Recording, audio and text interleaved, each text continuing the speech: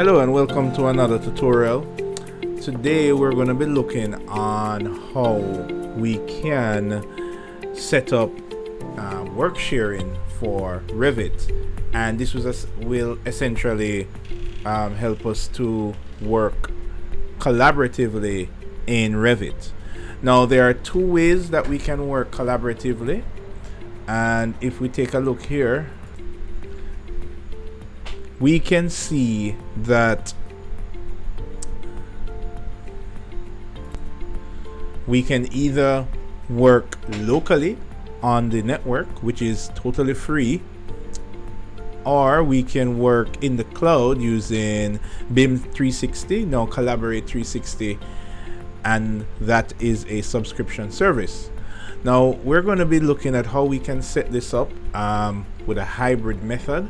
And we're going to be doing that with OneDrive, which is a free service that's offered. It comes natively on Windows computers. And the way that we're going to do this is by allowing our computers to communicate through a virtual drive software. And that virtual drive is going to connect to OneDrive. And in turn, that OneDrive will be synchronized to another user's virtual drive. So essentially that gives the illusion to Revit that we're on the same network. So let's take a quick look at how we can set that up. Now what you're seeing here is 3 computers that we are going to be using to set this up, and these 3 computers are simulating computers in 3 geographic locations, right? So they are not on the same network but located pretty much anywhere in the world, and we're going to be representing these computers with this name: desktop, laptop, and Apple. And these names are just here to kind of just allow us to identify each computer separately. Now these 3 computers here are 3 full-on Windows computers. So here we have the desktop computer. Here we have the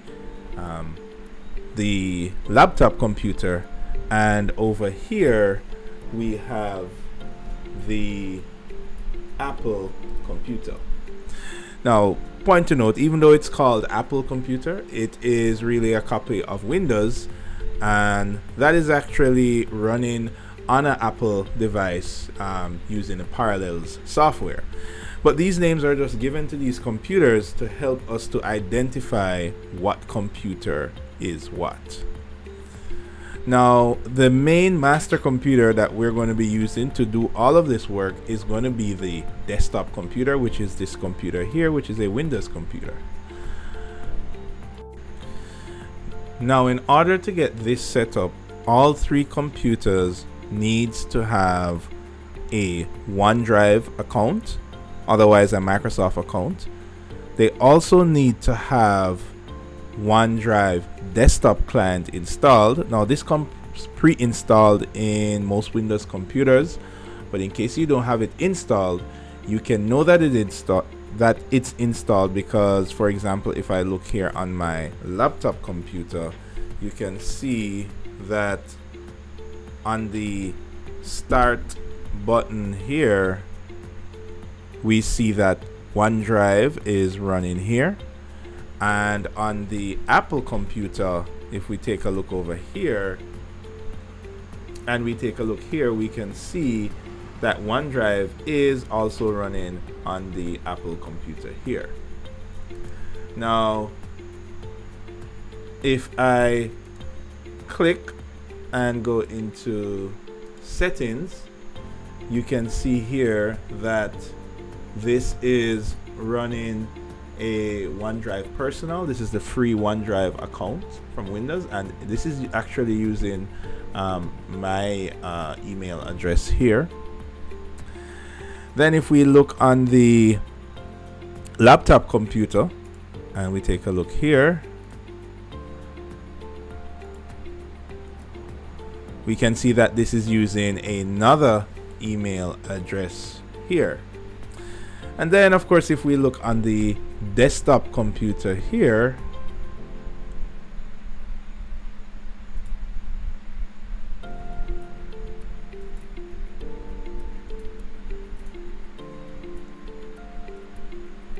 we can also see that this is also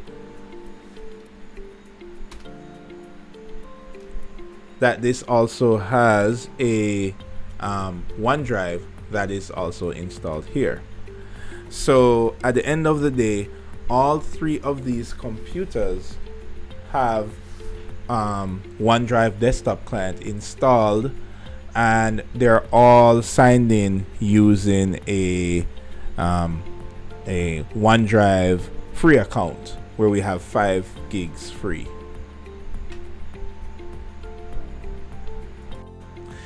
Okay, so the first thing we're going to be needing to do is we need to create a folder and share it with my other team members here.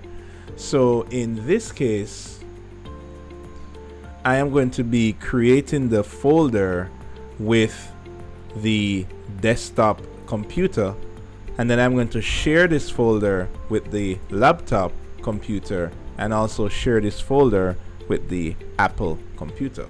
So that is going to be the theory behind how we're going to do this. All right, so what I'm going to do is on the desktop computer, I'm going to open the OneDrive folder using the desktop client. So I can either click on the little cloud here and click open folder, or I can double click on the little cloud folder here.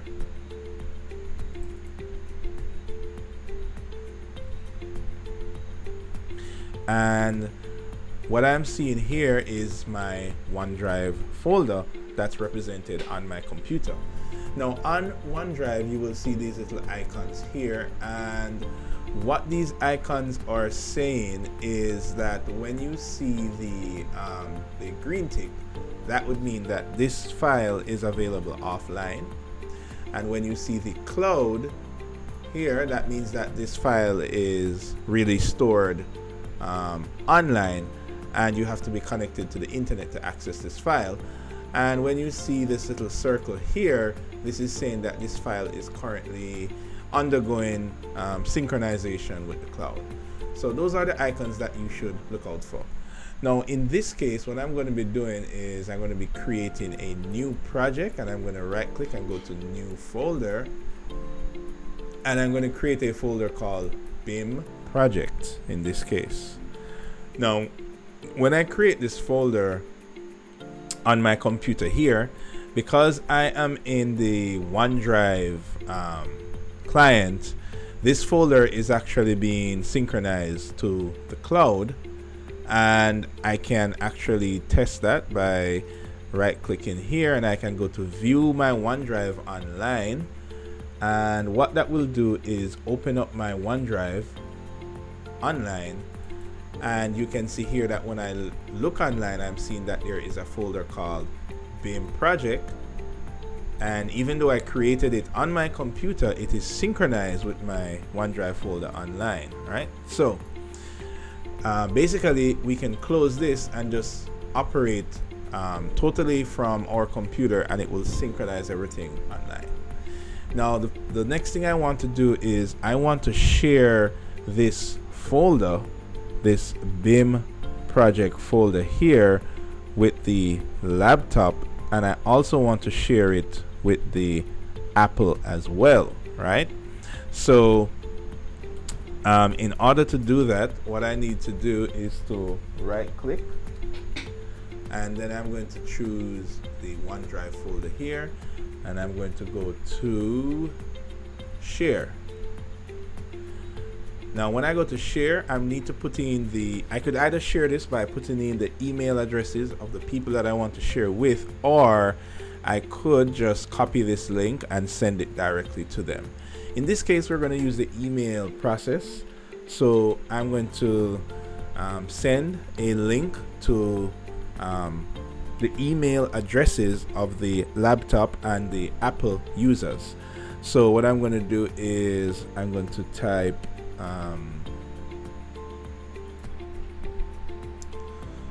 the email address of the laptop user,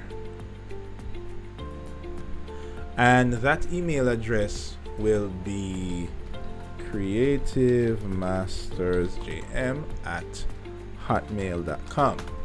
Now, point to note, you can only use Hotmail or Outlook.com addresses for this process to work, right? So if you don't have an Hotmail or a Outlook email, you will need to sign up for a free account. So the next one we want to send this to is to brianwilliamsjm@hotmail.com. Now, in this case, the Creative Masters email is linked to the laptop, and the Brian Williams JM email is linked to the Apple, right? So the laptop is using a Hotmail address, which is Creative Masters, and the Apple is using a Hotmail address, which is Brian Williams JM, right? So those are those users. Now I am going to click send, and this will send this link.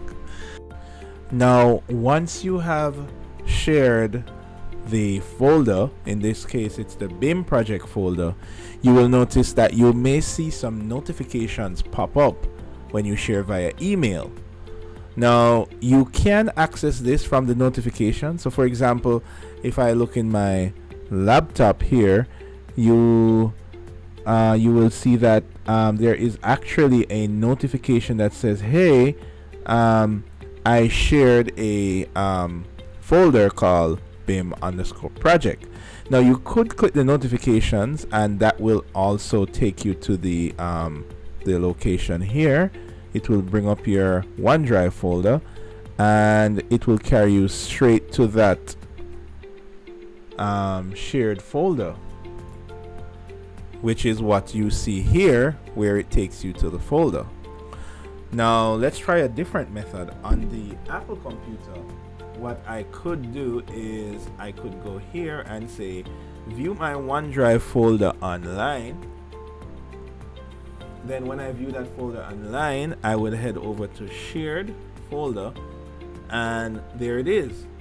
It's also right here. So whichever method you choose to accept the invite, whether it's through a notification or whether you choose to go to your OneDrive folder under shared, they will be there. So I'm going to go to shared here, and there is that BIM project folder. So on both computers, you can see where I have that BIM project folder there.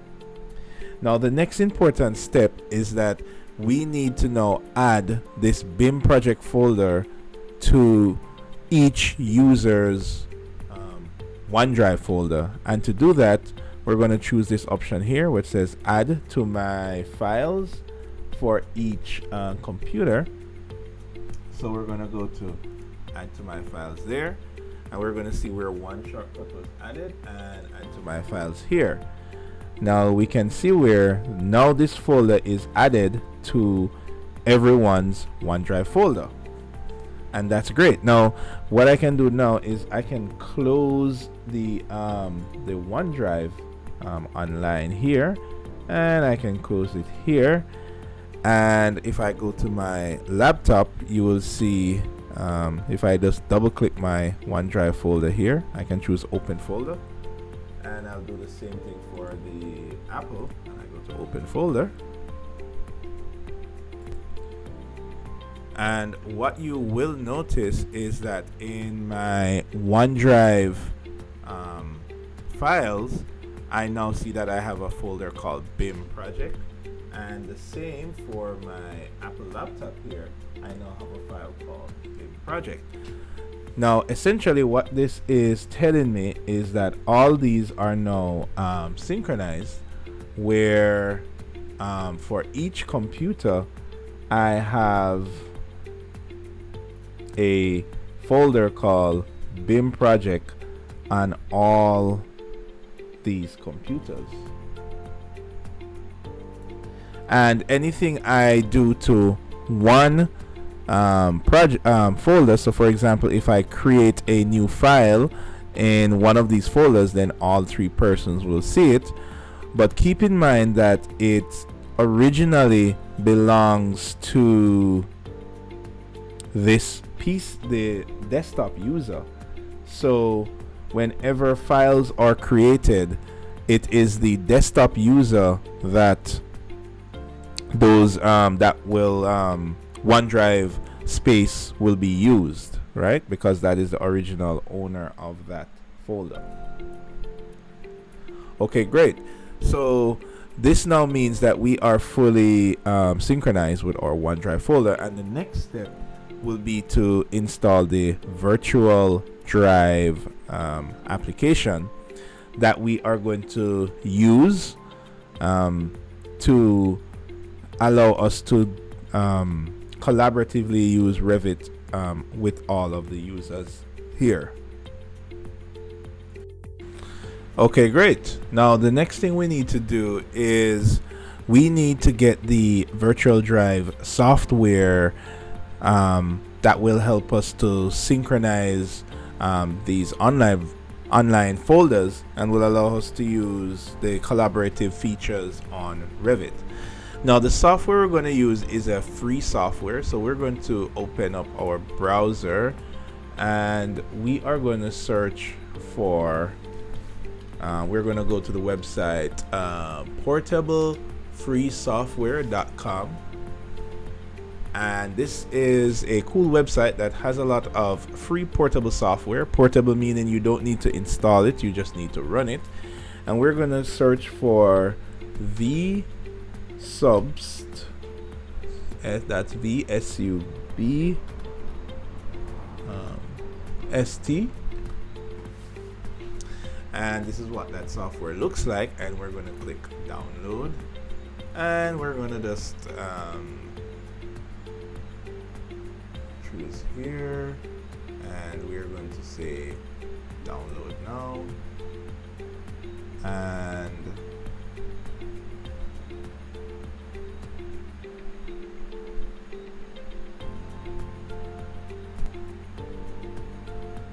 then we're going to download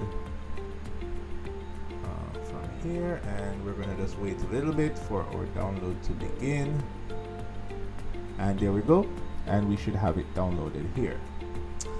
Now once it is downloaded in the folder, it would be a good idea to now share this program with all the members of the team, because you will be needing this this application for each member.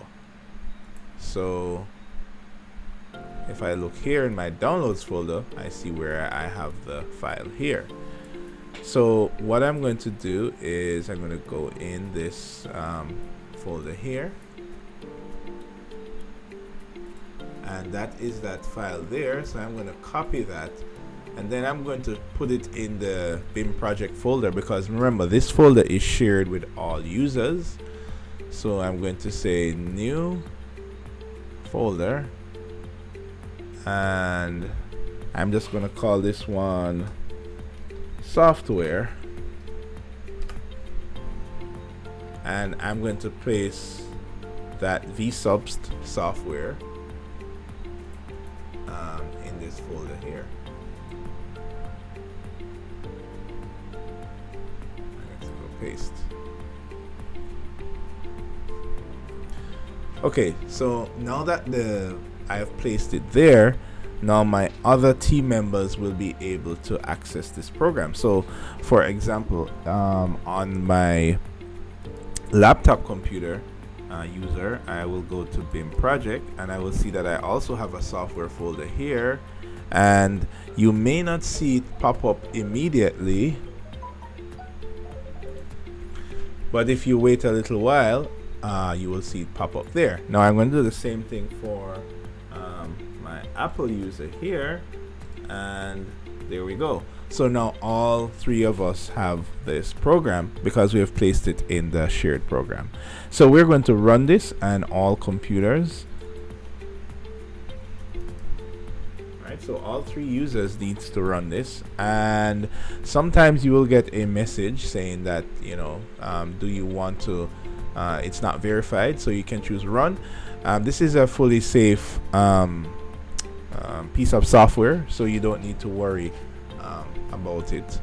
So now what this is doing is this is going to allow us to choose a letter that we want to create for this virtual drive.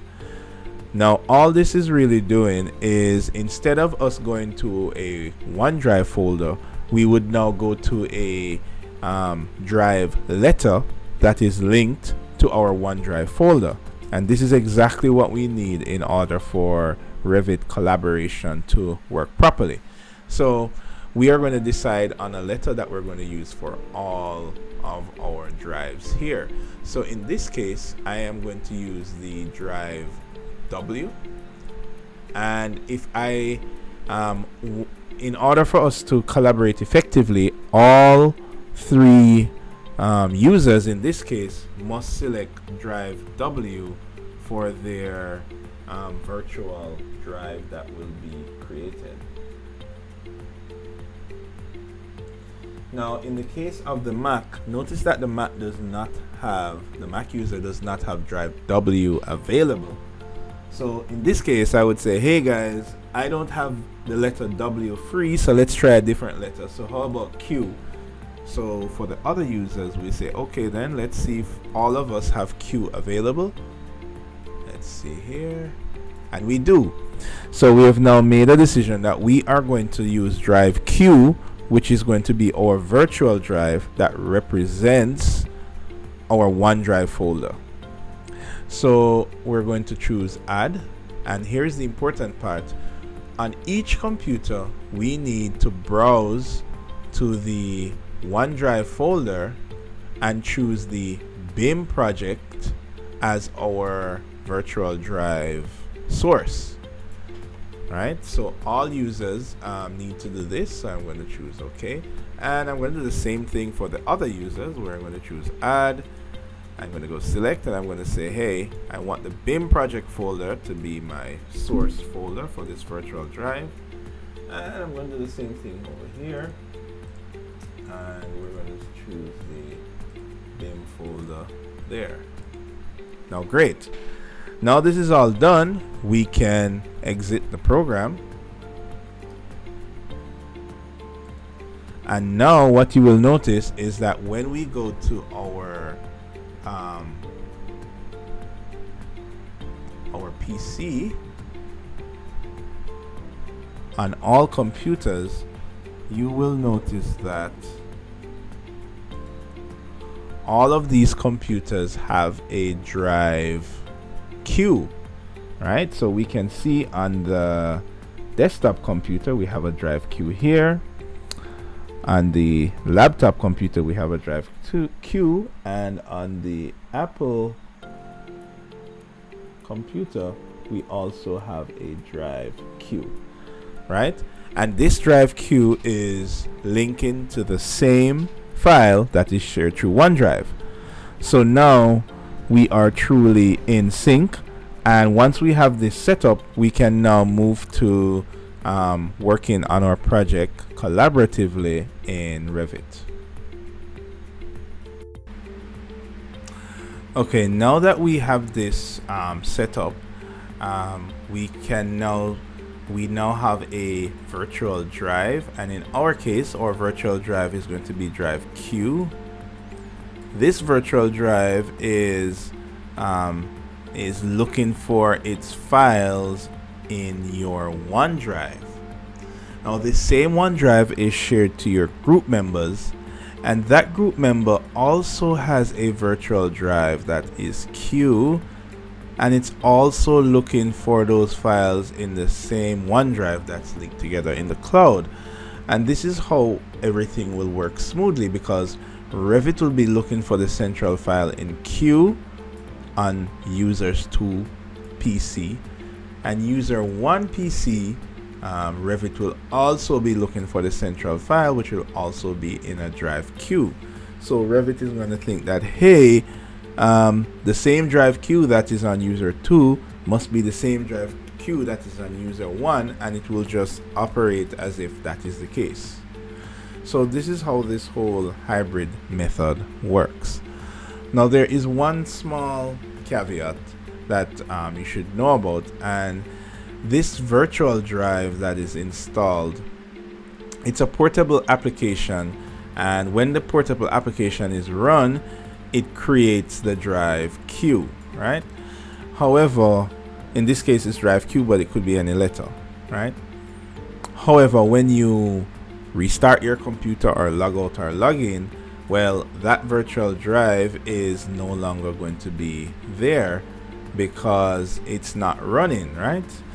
Because it's a portable app, so you have to run it every single time you turn on your computer, unless after you have already set up the virtual drive.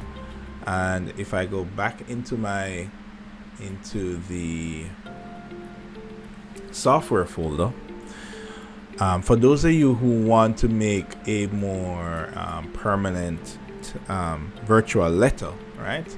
So remember, we created a drive queue, but when you restart, drive queue will be gone, and you have to load it up all again in the virtual drive.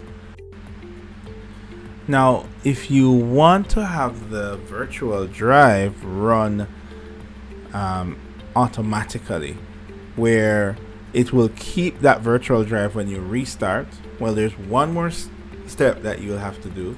And if I go back to my software folder here, that's the virtual drive that I received.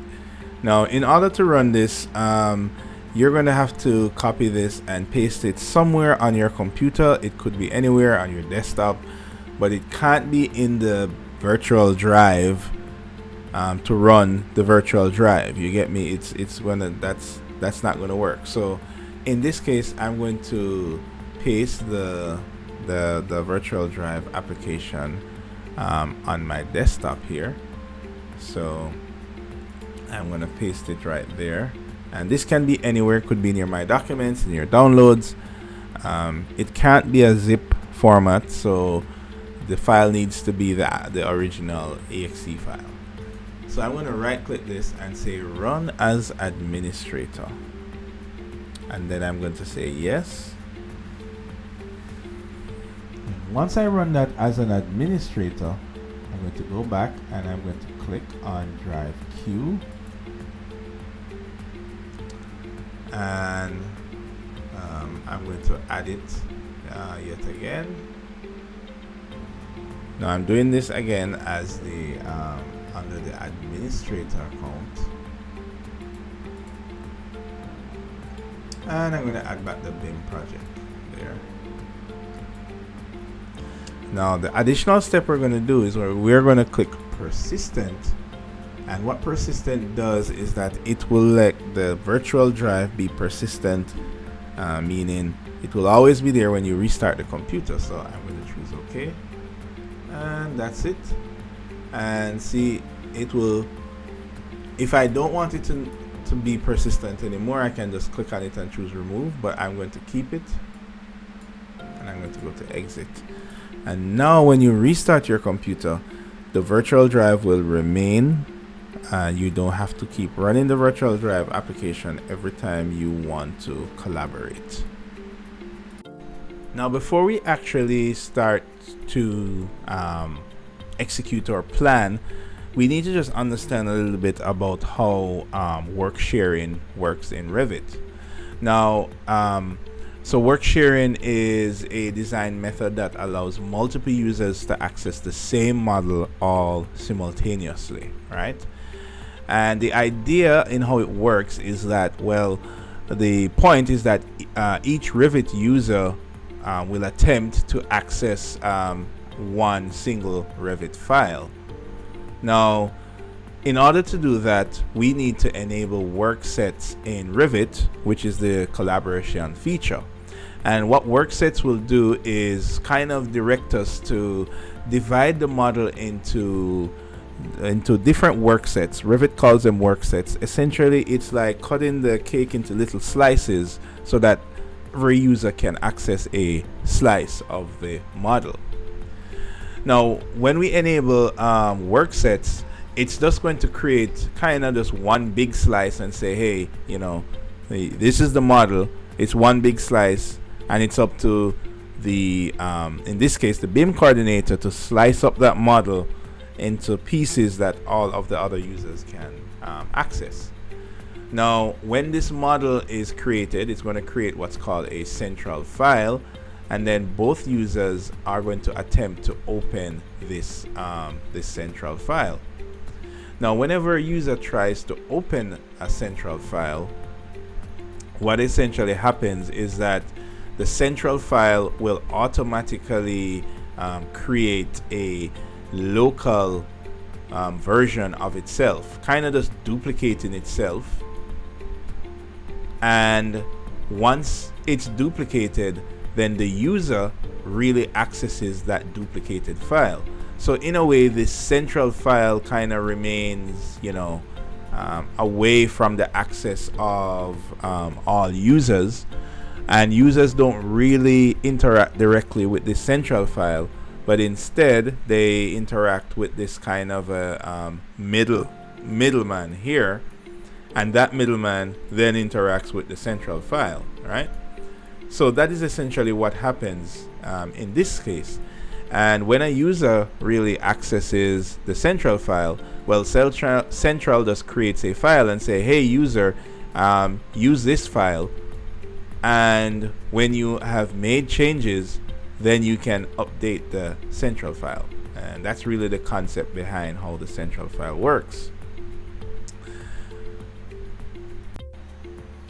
Now, when you are working collaboratively in Revit, there are really two ways to do this.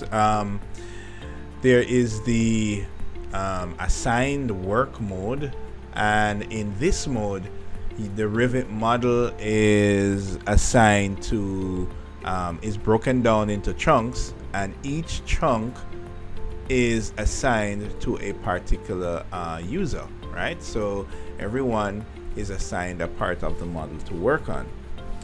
Now, the other way to work is called the unassigned free access mode, right? And in this mode, the project is really one big model, and each chunk, every element in the model is not assigned. So it's kind of a first come, first serve, where I can jump in the model and I can say, hey, I'm going to grab this and work on it. And another person might jump in the model, and if they try to grab the same thing that I grabbed, it's going to say, no, well, I already grabbed that, so that's locked. And then when I'm finished, using this, then the other person can access it. But there's no way to really know who is assigned for what. So, for example, this mode is primarily used, the unassigned mode, for existing models. So for example, if you are working on a project and maybe the project has already existed and you need some help to get the project done, you call in a couple of your friends to say, hey, let's get this project done. Well, the project wasn't divided into like segments. So essentially what happens is that somebody will just jump onto the project and say, hey, I'm going to grab this here. Another person might jump and say, hey, I'm going to grab this here. And another person might come on and say, I'm going to grab this, but oh, wait, you're already grabbing that, so I'm just going to grab this one instead, right? And you just kind of grab and start to work. And when you finish using, another person can get that part of the model to work on. Now, in the case when you have a new project where it's just a blank slate and you're about to start drawing, it's not recommended for you to have the kind of free access mode, because, for example, this model doesn't exist. So if one person starts to draw this element here, and another person, just say, hey, I'm going to draw the roof, it's going to be much more disorganized because the model doesn't exist already. So it's going to be hard for you to even position yourself in the model to draw each of the parts of the model that you're responsible for, right? So whenever you have a new project that's going from scratch, it's usually recommended that you work in work sets. As a matter of fact, Revit recommends that you always work in work sets. Even if it's for an existing project, somebody should coordinate the team to say, hey, okay, I'm going to split this project up into, okay, first floor, second floor, third floor goes to group A, B, and C. And that's the way that Revit recommends it.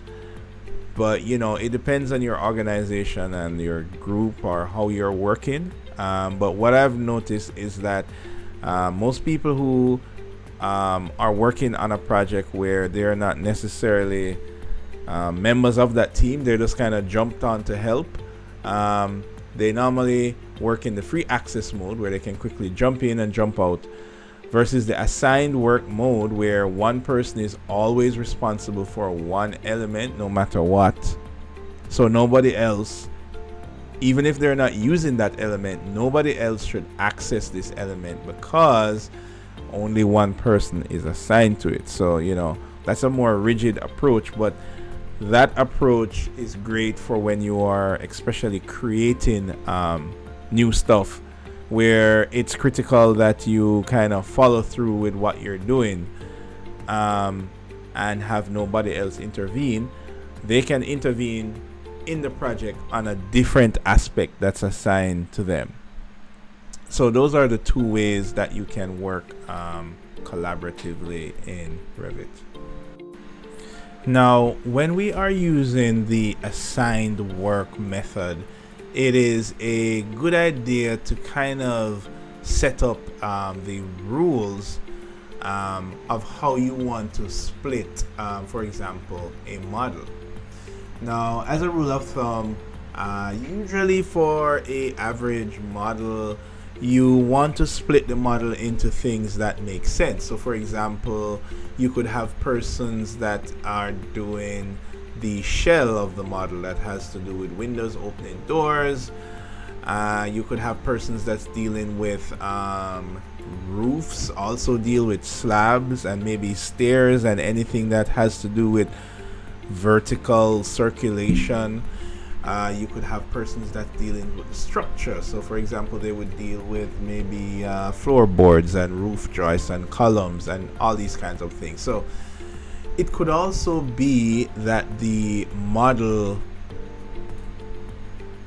could be divided by different areas. So it could be that maybe the central element is worked on by one user, or it could be the model is divided by floors and maybe the ground floor is worked on by user 1 and the first floor is worked on by user 2 and so forth. So there are many ways that you can kind of divide this model using this method. Okay, so now that we have our OneDrive folder set up and our virtual drive set up and synchronized with the same drive letters, now we're going to take a look on the project that we want to complete collaboratively. So this is the generator shed project, and it is a fairly simple project where we can see we have a plan here with a simple shed drawing. We also have a roof plan, and we have a couple of elevations, and we have a section here that shows a little bit of detail there, and we also have these as CAD drawings. Now our objective is that we want to complete this project collaboratively, and the idea is that if we work together with multiple users and divide the work amongst ourselves, then we'll be able to do this quickly. Now the first thing we want to do is to make this file available to all users, because this is essentially our drawing that we're going to be following. So in order to do that, I am going to create a folder. So if I go to my OneDrive folder here, and I go to, here we go, and I say open folder here,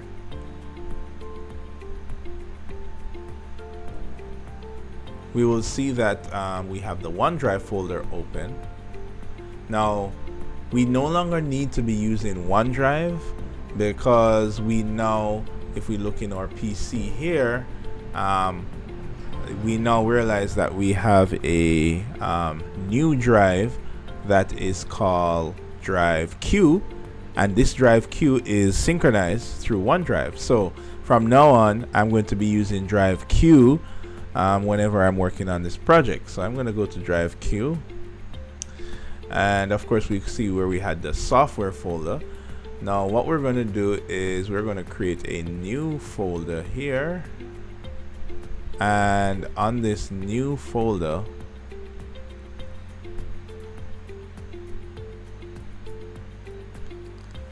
and what I'm going to do is to create a new folder here,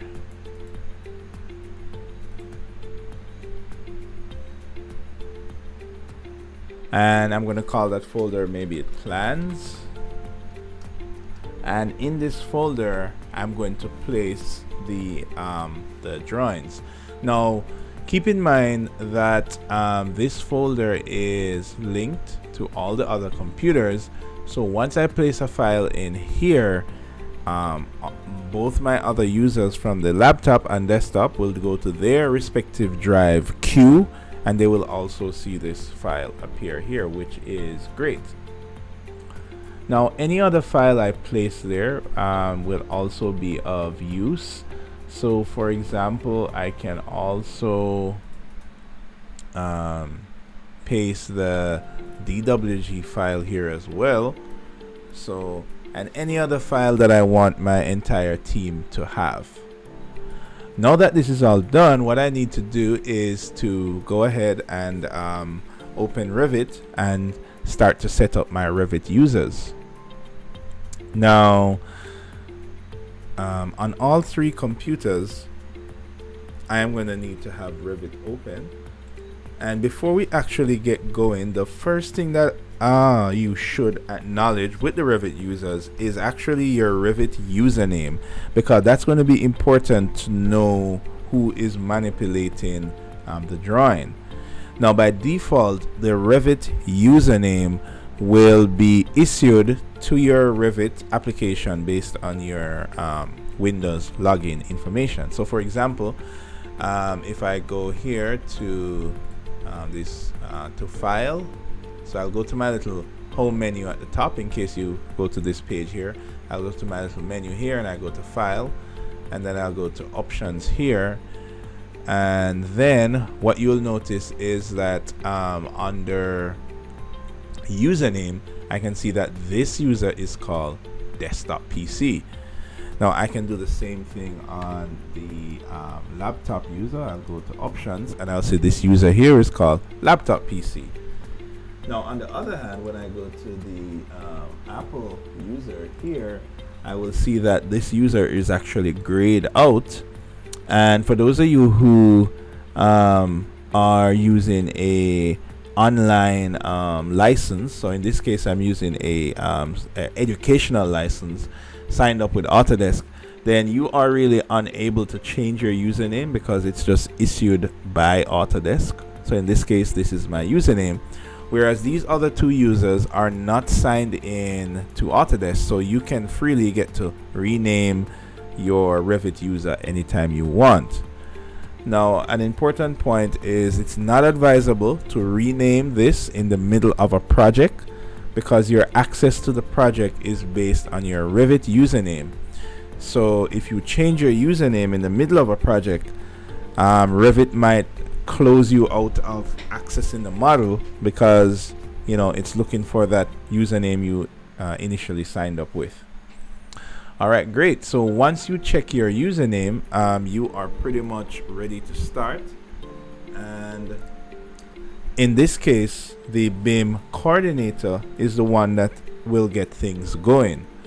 Now currently no Revit file exists because the BIM coordinator will need to set up the foundation for everyone else to work.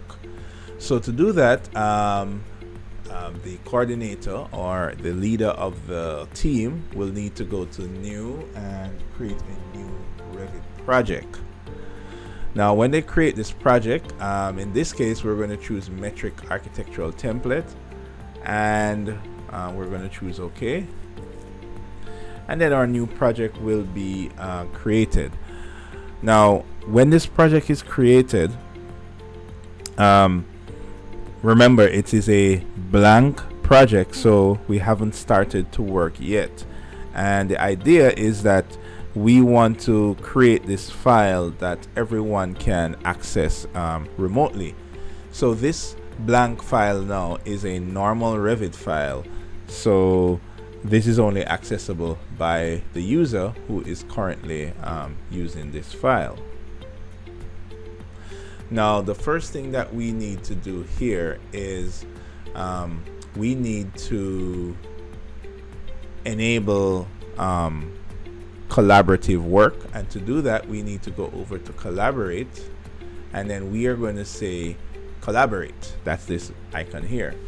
Now once we press this button, we're going to get a message that say, hey, you have to save the model before you can collaborate with others. So we're going to go to okay, save the model.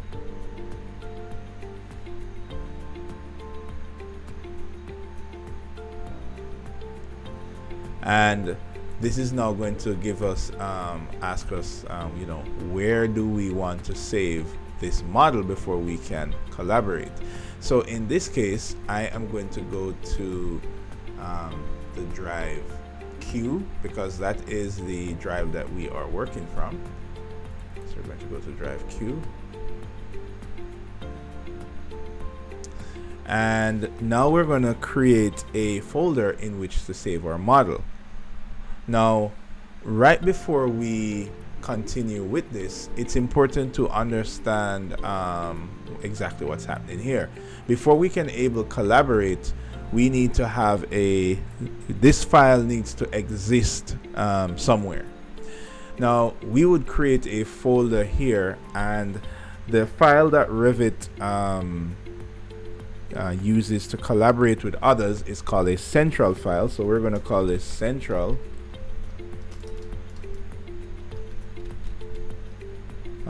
model, and in this case I am going to say version 1 because we may have other versions later on. So just for the purpose of a good naming convention, I'm going to leave this at version 1, and I'm going to call this model the generator room, and I'm going to click save. Now, after you save the file, Revit is going to say, hey, how do you want to tackle this collaborative working? Do you want to work within your network, or do you want to work in the cloud and collaborate in the Autodesk BIM 360 platform? Now, in our case, we are going to be collaborating within our network, but we are using a kind of hybrid with OneDrive to kind of fool Revit into thinking that it is within a network here, right? And essentially, this server that is here is really stored in our OneDrive cloud, and our OneDrive cloud is accessible to our computers via using our drive Q that we made here, and via using our drive Q that we made here. So all users access this drive Q, but it's really linking to the cloud here, and this is all going to be automated, right? So we're going to choose within our network here and choose OK. Now, one of the important parts of this is that whenever we are working with a file from here on out, we have to work through drive Q. We should not browse to our OneDrive folder whenever we're sharing or opening or manipulating any files. All manipulation of files should take place using the drive Q. Now, once that is done, work sharing is now enabled, and this file essentially becomes that central file that we spoke about earlier, right? Now, in order to have this file work with our other teammates, if we look in work sets here, we can see that we have 2 work sets that are created for us by default. Now, work sets in Revit are kind of like layers or like slices of a cake. And what this is that the central file is encouraging us to kind of split the model into these little chunks and to have every user access a particular chunk from the model. Now, each of these chunks here is called a work set, and the idea is that you will split the model into many work sets that you can kind of see represented here with these individual colors. So for example, this orange would be a work set, and this blue would be a work set, and this yellow would be a work set, and each of these work sets are accessible by our users, right? So for example, one user might try to access a work set that another user is currently working on, so they're going to say it's going to be locked naturally because this user is using that work set. But if a user tries to access a different work set, so for example, let's say that that user wants to access maybe this part of the model, then that will be fine. So work sets kind of help us to keep organized in our model. Now, if we go back to our model here,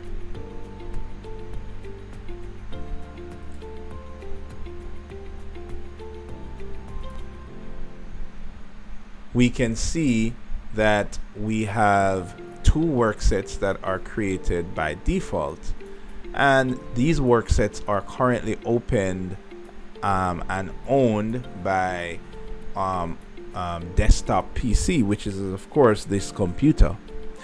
Now the idea is that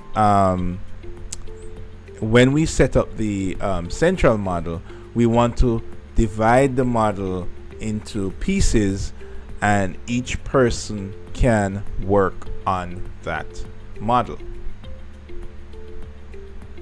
So in this case, the model is a pretty small building, and in this case we only have 3 group members, right? We have the desktop PC user, we have the laptop PC, and we have the Apple.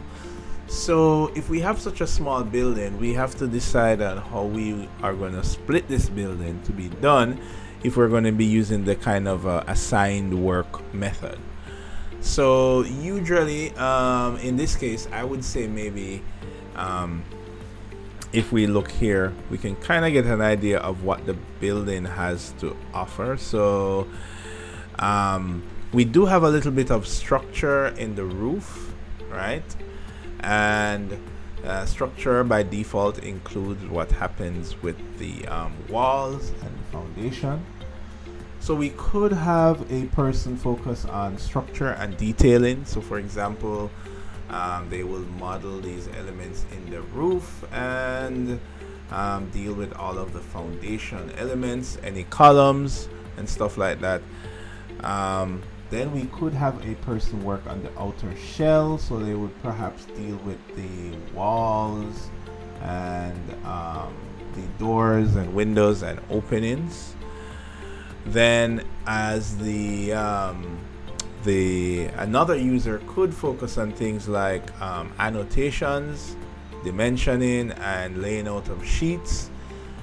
More global things, for example, like the creation of templates to determine, visibility, graphic templates to determine how things should show when it's cut in section or elevation. And we could use that as our kind of defining factors, right? So that is how we would design our work sets. So for example, we have 2 work sets already. Shared levels and grids. So for example, whoever would manipulate the grids of the file and the levels of the file would be this user. And also we have a default work set called work set 1, which is kind of a generic name. Now in this particular case, we want to maybe rename these work sets here, and to do that, and we also want to create some new work sets. So in our case, we would only have 3 work sets because there are 3 users. So for example, we might want to click this work set and click rename, and we will call this work set the shell, representing the shell of the buildings. That would deal with the shell, openings, doors, etc. Then we would perhaps rename this other work set now to maybe deal with structure and detailing, right?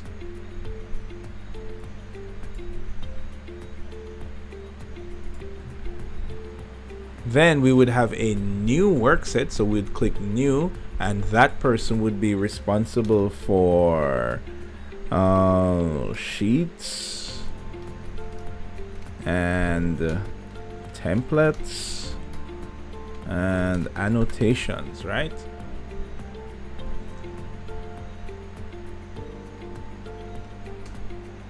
Let's just put a chart there for annotations, right? So, and then now we have 3 work sets.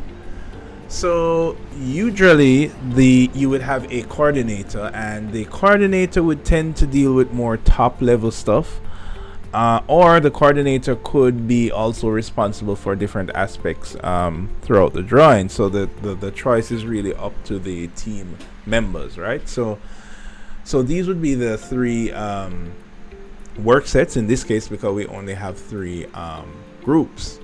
Now currently we see some different headings here, so we can see that are these editable? Yes, which means that the person who is using this computer now, the owner of this particular Revit, which is in this case desktop PC, is able to edit these work sets. That's why it says yes. There is nobody currently borrowing these work sets, and you can actually borrow stuff, because remember, it has an owner, so you can borrow it and give it back, and we look at that later.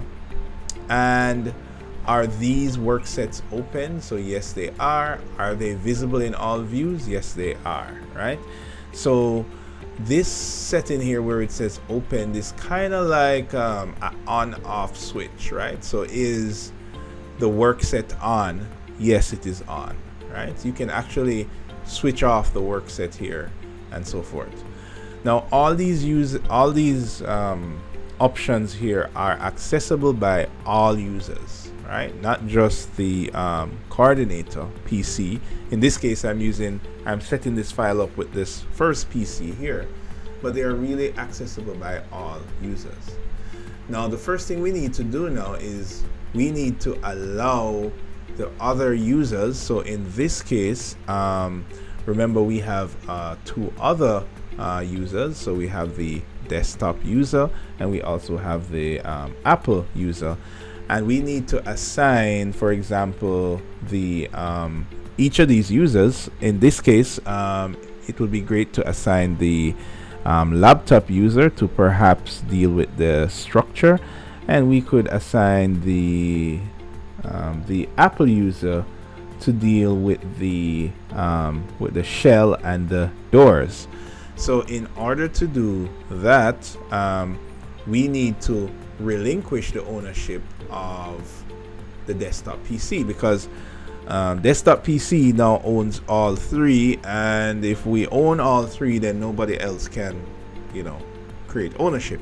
So in Revit, you don't assign ownership, but you leave the ability for somebody else to take ownership. That's kind of how the ethos of how Revit works. So in this case, I'm going to say, okay, so I don't want to own these files, so I'm going to say I only want to own the sheets and templates because that's what we agreed to. As for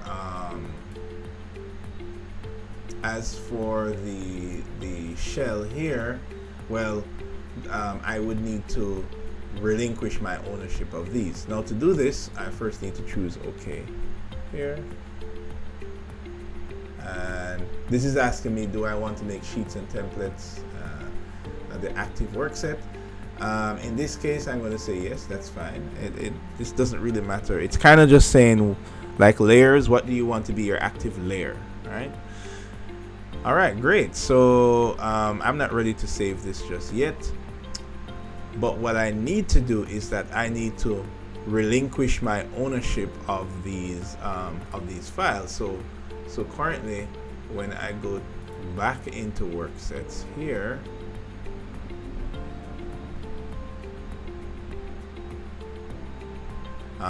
you can see that I still own these files here.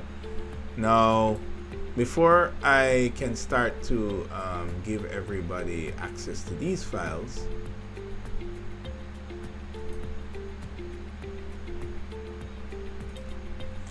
I would need to relinquish all my access here, right?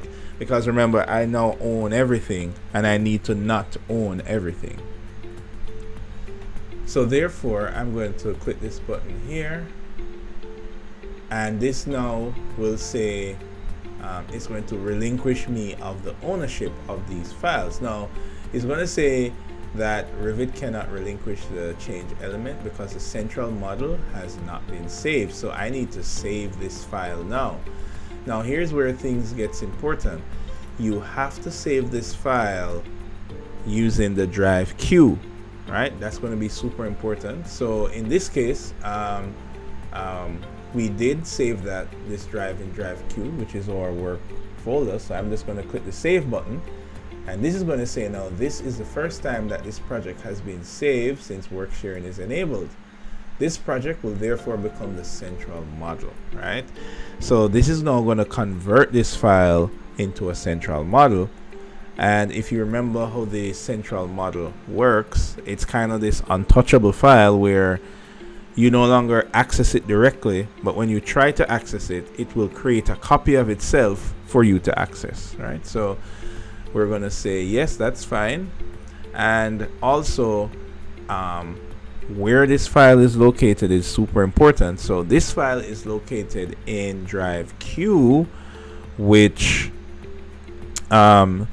everybody on the team has a drive queue. That's important, right? So I'm going to say yes for this here.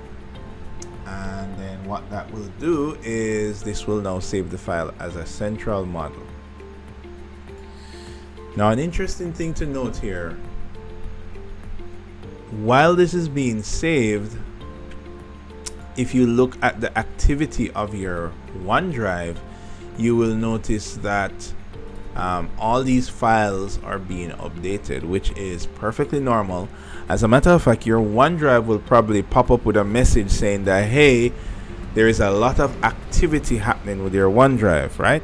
And you can just choose to ignore this because basically the central model is doing a lot of manipulations, and OneDrive is kind of detecting that as, hey, you know, there are files being copied and deleted faster than you can blink. So it's going to give you a warning that, hey, just be wary that there are a lot of stuff happening in your OneDrive, and that's perfectly normal based on how we're using this, right? Now, every time your OneDrive synchronizes something, you're going to see this little icon that is right here on the OneDrive, this little refresh icon here, and chances are that will always be there. Now, while you are working collaboratively, all users will need to constantly check their OneDrive to make sure that there is nothing happening when you are trying to synchronize with your team. And we're going to look at this a little later as we proceed. All right.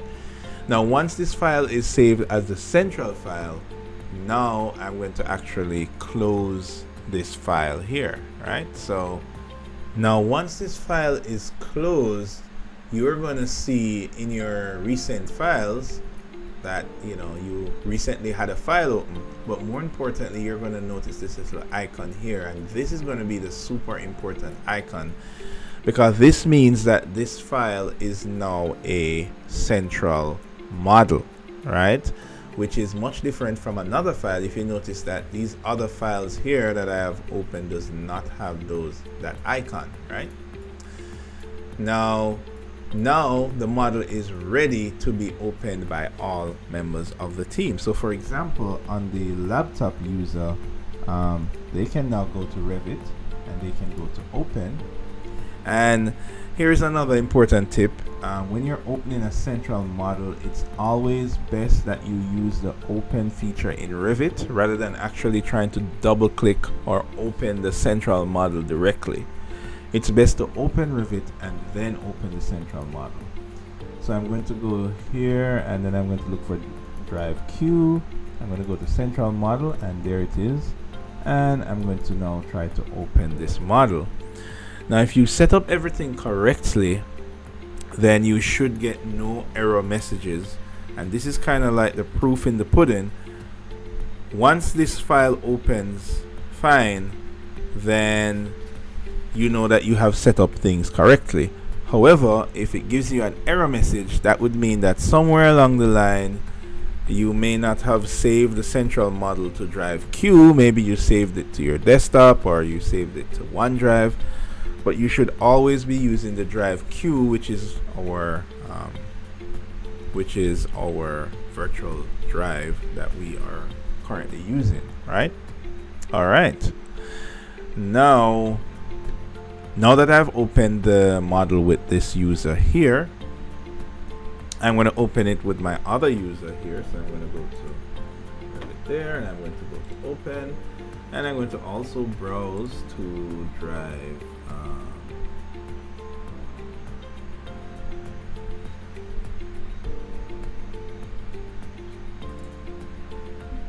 I'll go to my drive Q here, and then I'll go to central model, and I'll also choose the generator room there. Now notice that both of us has now opened this central model, and if we just reiterate back on how the central model works, we would remember that the central model, you don't really open that file. Instead, when you try to open the central file, it's just going to create a duplicate of itself, and that duplicate file is what you are actually opening, right? So this file that is currently open and these other users are really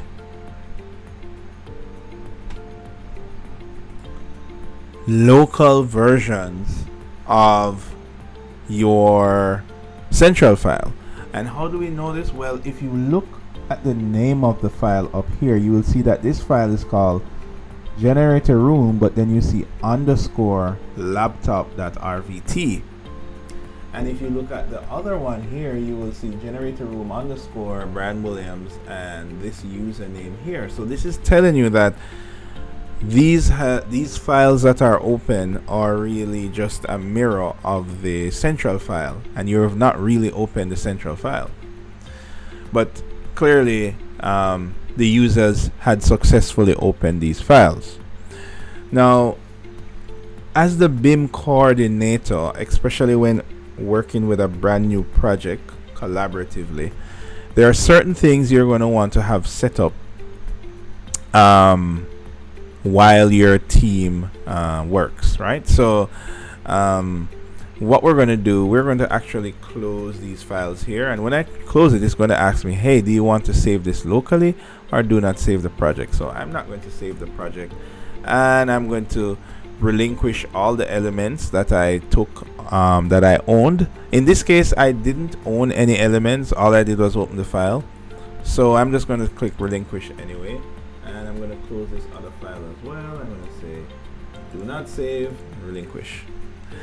Now what we want to do is on the coordinator, as the BIM coordinator, there are certain things that you're going to want to have set up before everyone jumps in the file. So in this case, I'm going to now open the central model with the BIM coordinator, who is just a regular member of the group.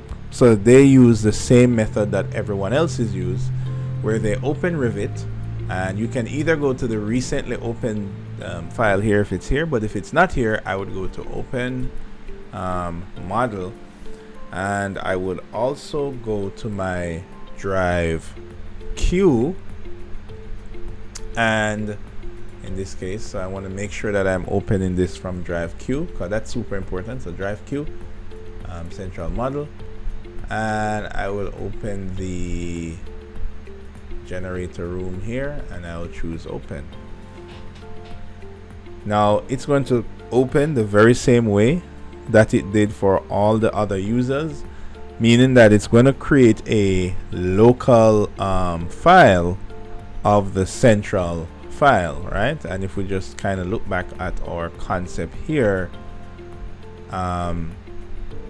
we realize that this is what it's going to do. It's going to create a local version, and that local version is what we will interact with, right?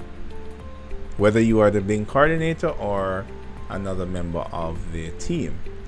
Now this is the file that is now open, and as the BIM coordinator, one thing that you're going to definitely want to do first is to determine where is the starting point of the model, right? That's going to be super important. So another thing is that you want to also have a handle on the templates that we're going to use. So for example, should this be called level 1, or should it be called ground floor and then first floor, or ground floor and roof?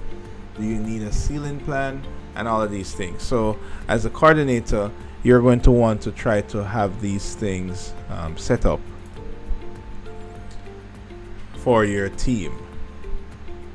Now you can always set these things up as you go along, so it's not as if you have to have everything perfect, because it is a cooperative process. So you could set this up as the project goes along, but one thing that you definitely want to do is to set where does your model start, because remember, different persons are working on different things. You have somebody that's working on the structure in this case, you have somebody that's working on the shell.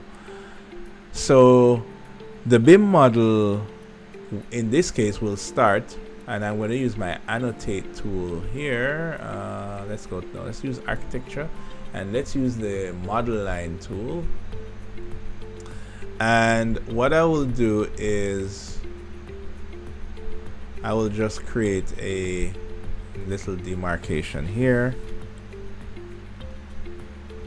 and I'm gonna do something like that,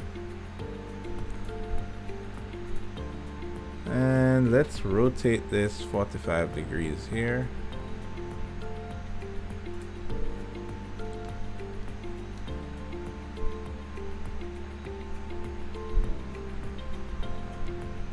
And let's also throw in a label. All right, so I'm on level 1, of course, so let's also throw in a label here, and we will call this model reference point. All right, so this is essentially just going to be the start point, and I'll put a little leader line there.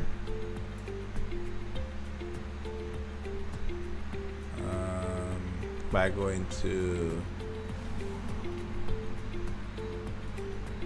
I'm going to choose the model here and just choose a little leader line here, and I'm going to add the leader line right here. All right, so what I'm doing as the BIM coordinator is I'm leaving like notes that will guide the rest of the team, and You can do this not just for the model start, but just for anything that you notice on the model. And you could determine in your team that, hey, I'm going to leave notes in red. Anything in red means that it's notes for you to consider. So you could do that. So in that case, I could just have a kind of a graphic override, and I could make this note like a red note, and this would kind of be like markups. So the idea is that the other team members, if we look here, right, so we would make this maybe like red, like that, and yeah, we could do like that. So the other team members, whenever they see this here, they will know that, hey, this is notes that the BIM manager left. Now, in order for this to now synchronize with everybody else, now is where we need to synchronize to Central. And the way how we do that is we go over to Collaborate, and we see this button here that says Sync with Central. So I'm going to click this button here, and you will get this dialog box, and you can pretty much leave everything at default and just choose OK. Now, when this process is taking place, what's really happening is that now all the changes that you have made are now being sent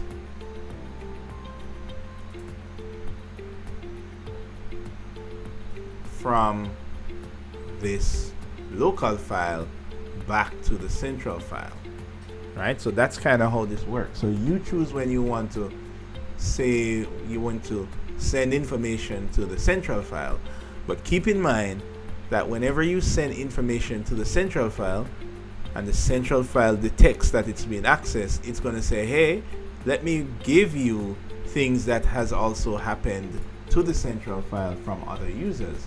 So this is a two-way street. Once you send, you will receive, right? So that is important to remember right there. So I have sent these changes, but at the same time, I've also received any changes that anybody else has done. Now that I've sent this to Central, I also need to save my local version of the file. And back to our little diagram here, you will remember that there is a local file that you currently have access to, right?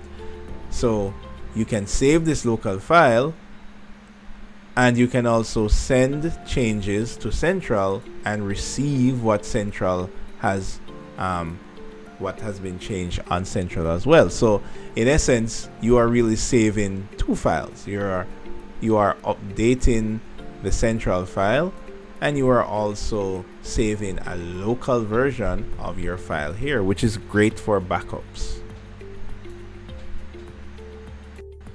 Now keep in mind, when you are syncing to the Central model, in the background, OneDrive is really recording all of these things. So for example, on the desktop computer, I can see that files are being updated.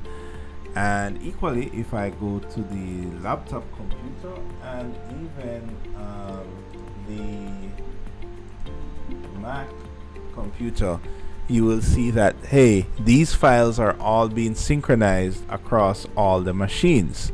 Now again, and you're going to hear me repeat this over and over, you're going to want to ensure that if you're doing any form of synchronizing or accessing to the Central file, check OneDrive first to ensure that it is not currently working, right?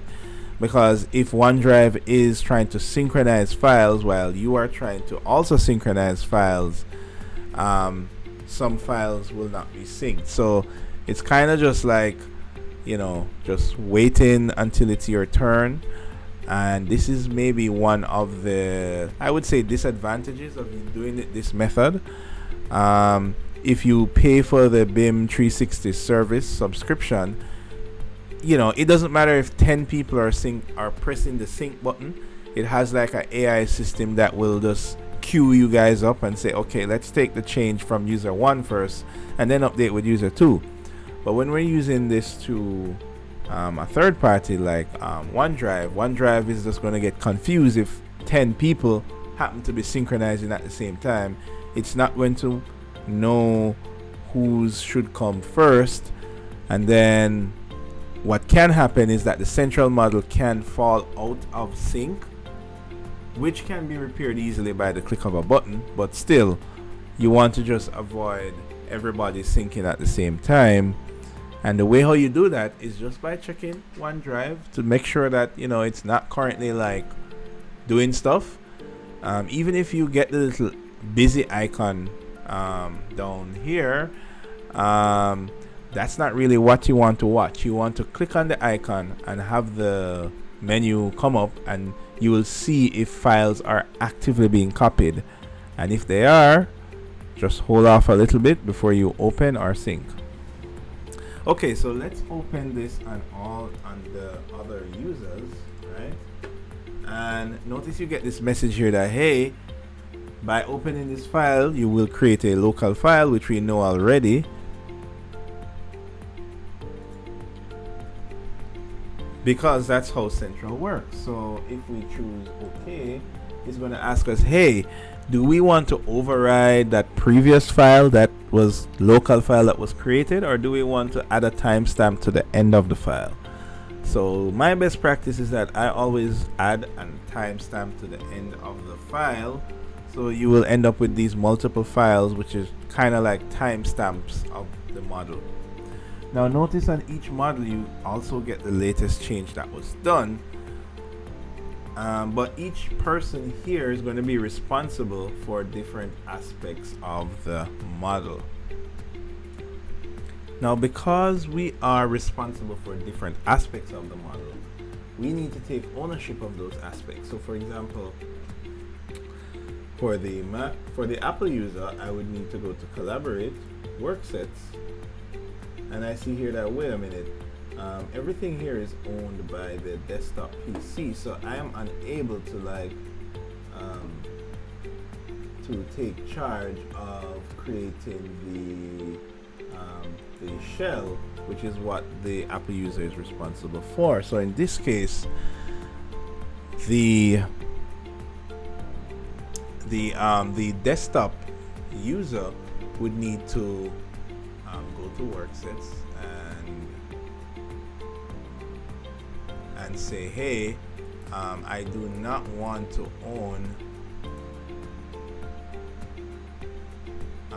these work sets.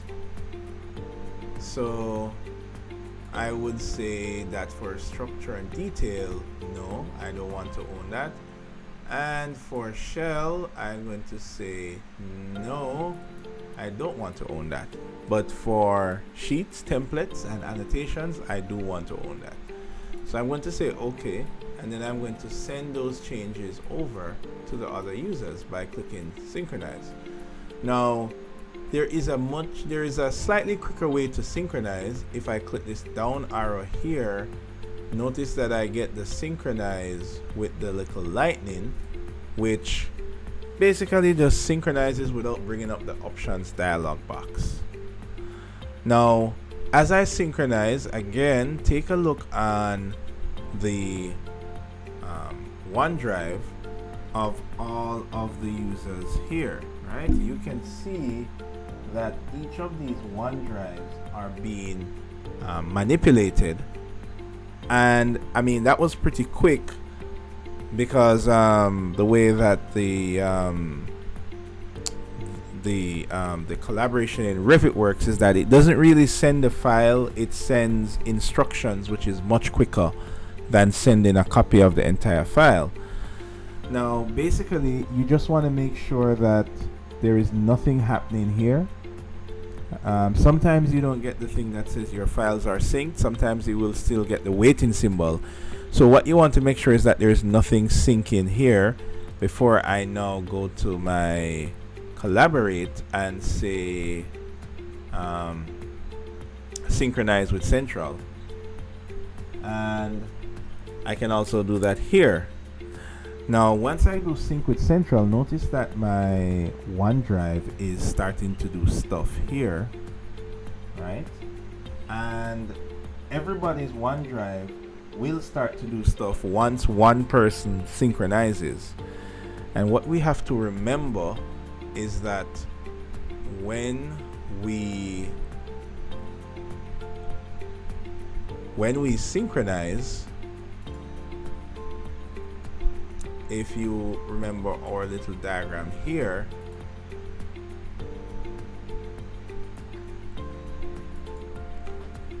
what is really happening is that once we send changes to central, automatically central is sending changes back to us. So the default is a two-way street, right? Which is good in some cases, but maybe not in others. So in this case, I made a change on the coordinators machine where I said, hey, I don't want to be responsible for all of these work sets. So for example, with the Apple user, I could say just load the latest changes from the central model. And when I choose that option, well, what is really happening is that it now becomes a one-way street where I am receiving only and I'm not sending, right? So, and that of course is much quicker depending on if you want to do that. All right, great. So now that I have received those instructions, when I go to work sets, I see that, hey, I can now take ownership of the shell. So I'm going to click that and say, yes, I want to own shell. I'm going to say, okay. And do you want to make shell your active work set? I'm going to say yes. So that is like saying that anything I draw now will go on my active work set. And think of it as layers. So it's like saying that my active layer is going to be the shell layer. And I control the layer that's called shell, right? And it's going to be the same thing for my other user here, where I can now take control over the structure work set by saying editable, yes for me, and I'll say okay. And do I want to make structure my active work set? I'm going to say yes, right? Now I can also make these items my active work set by also clicking down here. So this is like saying that this is my active layer. Anything I draw, whether it's a line or a box or a wall, it's going to be drawn on my layer, right? Now this is important because I can draw stuff on other person's layer. So for example, if my active layer is set to shell, then when I draw something, I'm going to be drawing it and sending it over to the Apple user. So that means that I'll no longer have control over whatever I draw because I've been drawing on somebody else's layer, in this case somebody else's work set.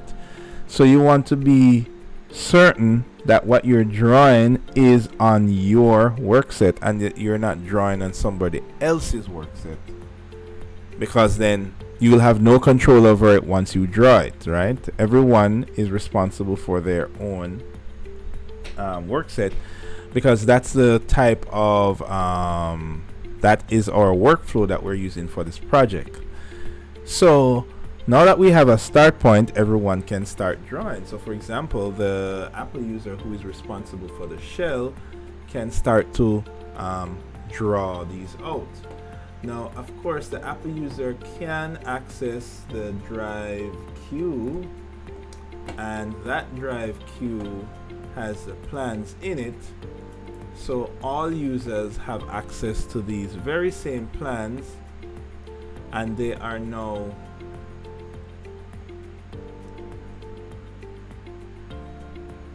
they can now start to look at the different dimensions and start to create their drawing for all these users here. Now, one point to note is that you don't have to synchronize every single time you make adjustments. At this point, you can pretty much work, every user can pretty much work like how they normally do, and occasionally you can synchronize to central where you can receive files that other users do. But as long as you're going according to whatever the rules of drawings are, in this case it's a set of drawings, existing drawings, and you know where the starting point of the model is, then you can just go ahead and draw the stuff that you are responsible for on your work set, and occasionally synchronize to receive changes from other users, which will send your changes to other users as well.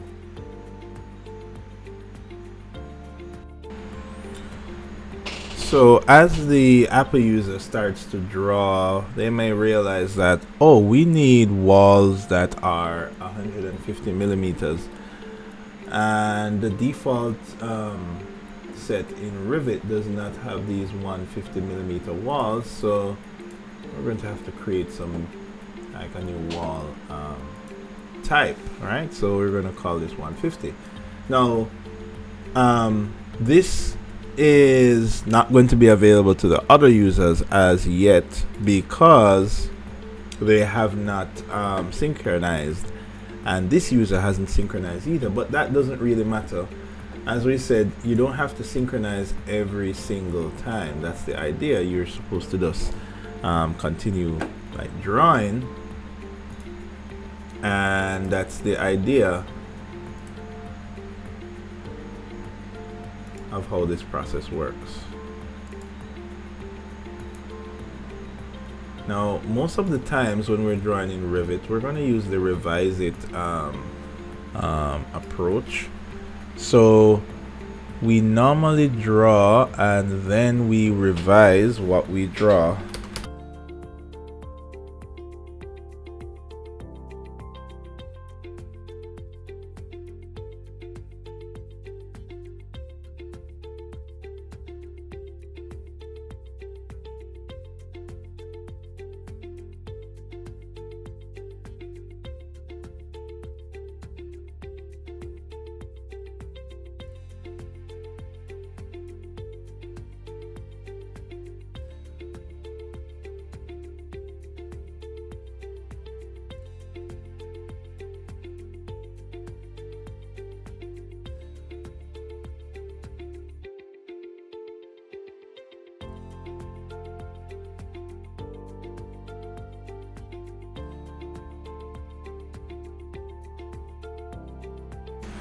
Now, as you start to build out your model, in this case, this user here is responsible for the walls.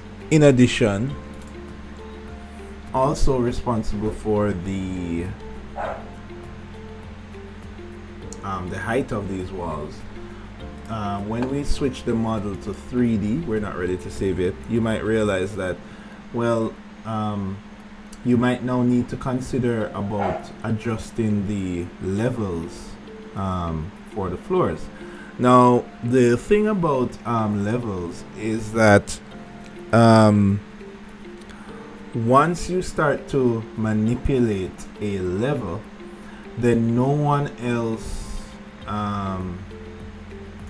in the project can manipulate that particular level, right? So it's a good idea that when you're dealing with levels, you would create reference levels that only you alone really need, and perhaps allow the person who is responsible for levels, maybe the project coordinator, or maybe if there's a particular person that's responsible for the definite levels, to manipulate the actual level that is linked to the plans, right? So In this case, the height of the generator room, that level to the belt beam,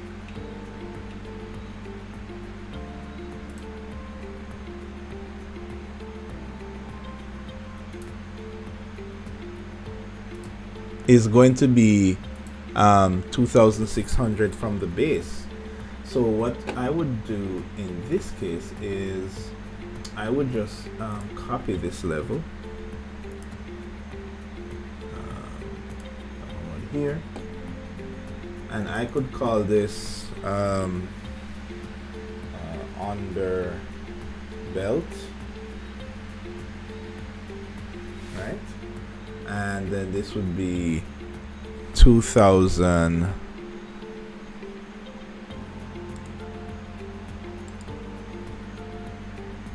600 there. And notice that this is black, so that means that this is actually this level does not have a corresponding plan, because the plans that you see here are linked to the levels that are in blue. The levels that are in black are simply just reference levels, right? Okay, so we're going to create this level. So this is the height to underneath the belt beam, and then there is also a height to the top of the belt beam here.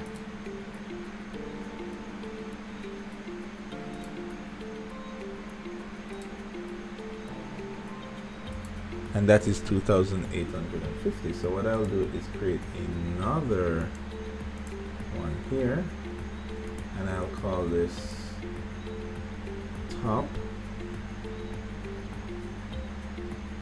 belt. That is here. Now if these are getting in the way, what you can do is just change the scale of the model for the purpose of drawing, of course, right?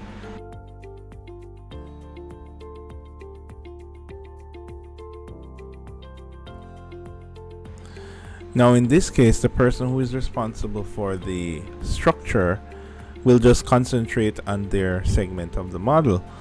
Now they're going to ensure that they are on the correct work set. So for example, if I look on current work sets here, we want to make sure that we are on structure and detail, because that is the responsibility here. And remember that if you draw on somebody else's work set, then those items will be given to that person.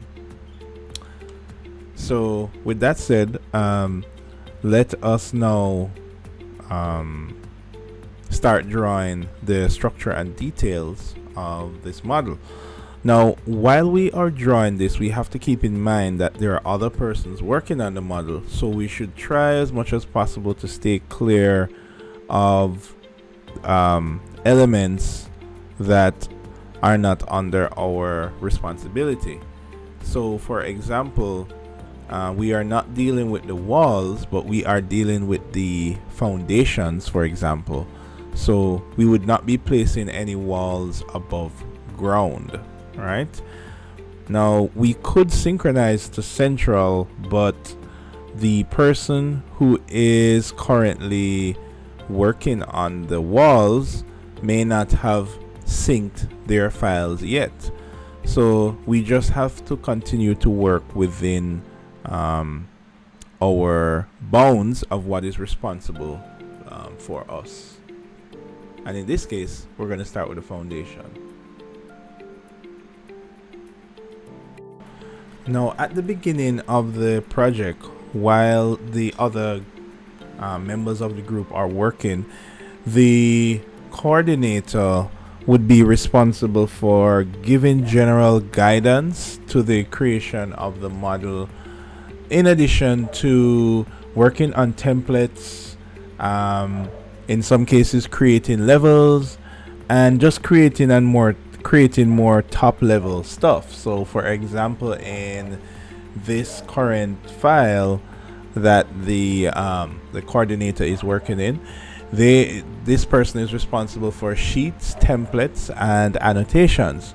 Now, they haven't synchronized to Central as yet to receive some of these changes that were done, but in the interim, they can start to set up things like the structure of the project, the sheets, and especially the view templates. So for example, they might go ahead and, let's say, delete the ceiling plans because there is no ceiling plans for this particular project, so they don't need to have that necessarily.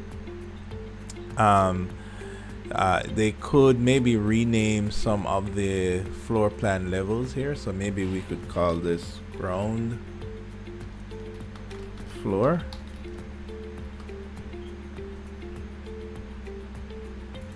We choose to rename that.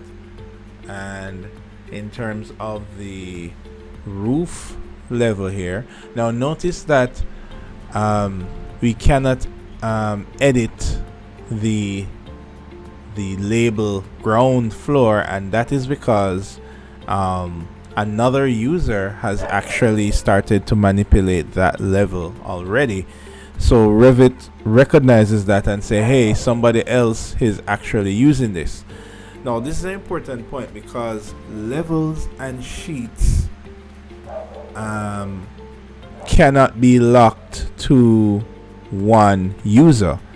Levels and sheet work with a first come, first serve basis. So the first person to have started to edit the level drawing is going to be the first person to have rights to it. Now, while the other members are working, the sheets, for example, could now commence their design process because we don't need to have the actual drawings in order to start creating the sheets, right? So we could actually start to lay out these sheets, for example. So we could have a sheet here, and this sheet that's here, we might call this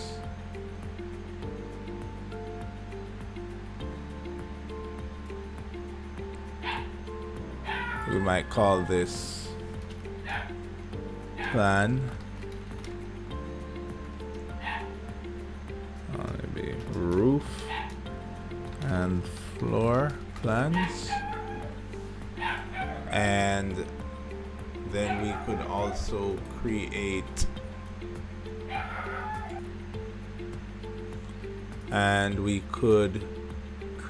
a new another new sheet here,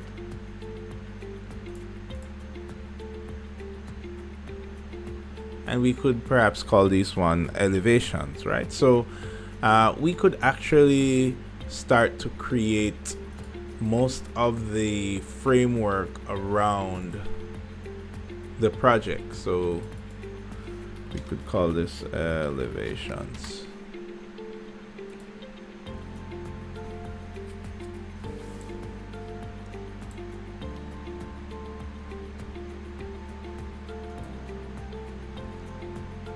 And sections.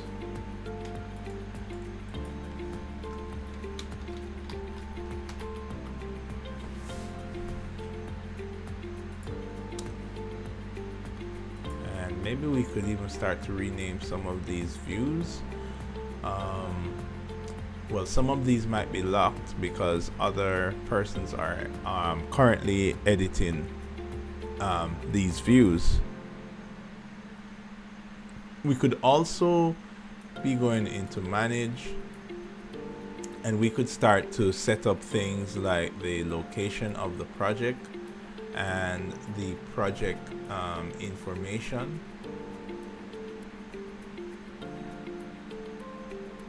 That's here.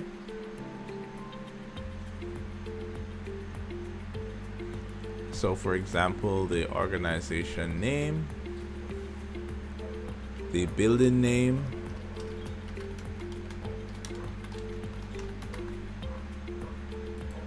author.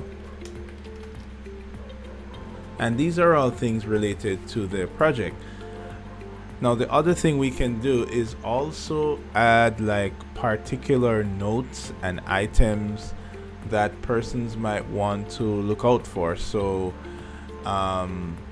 there could be, for example, a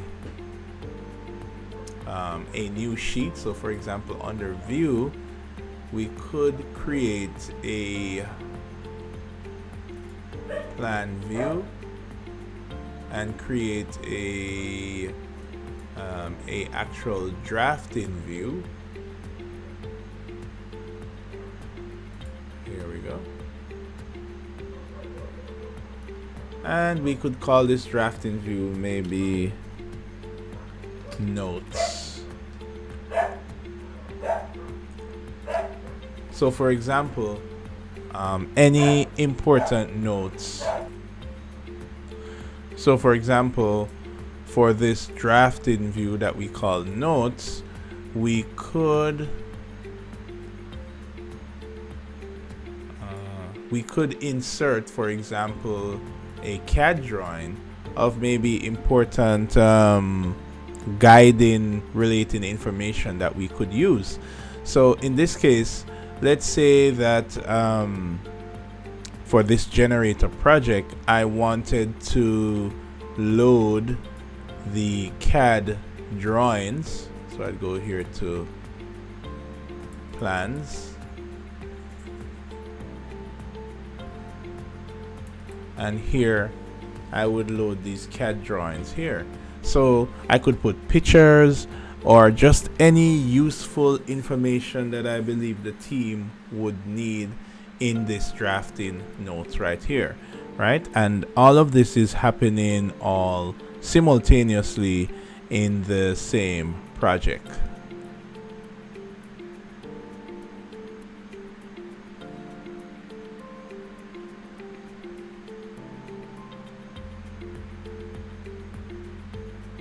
So here are those drafting notes here.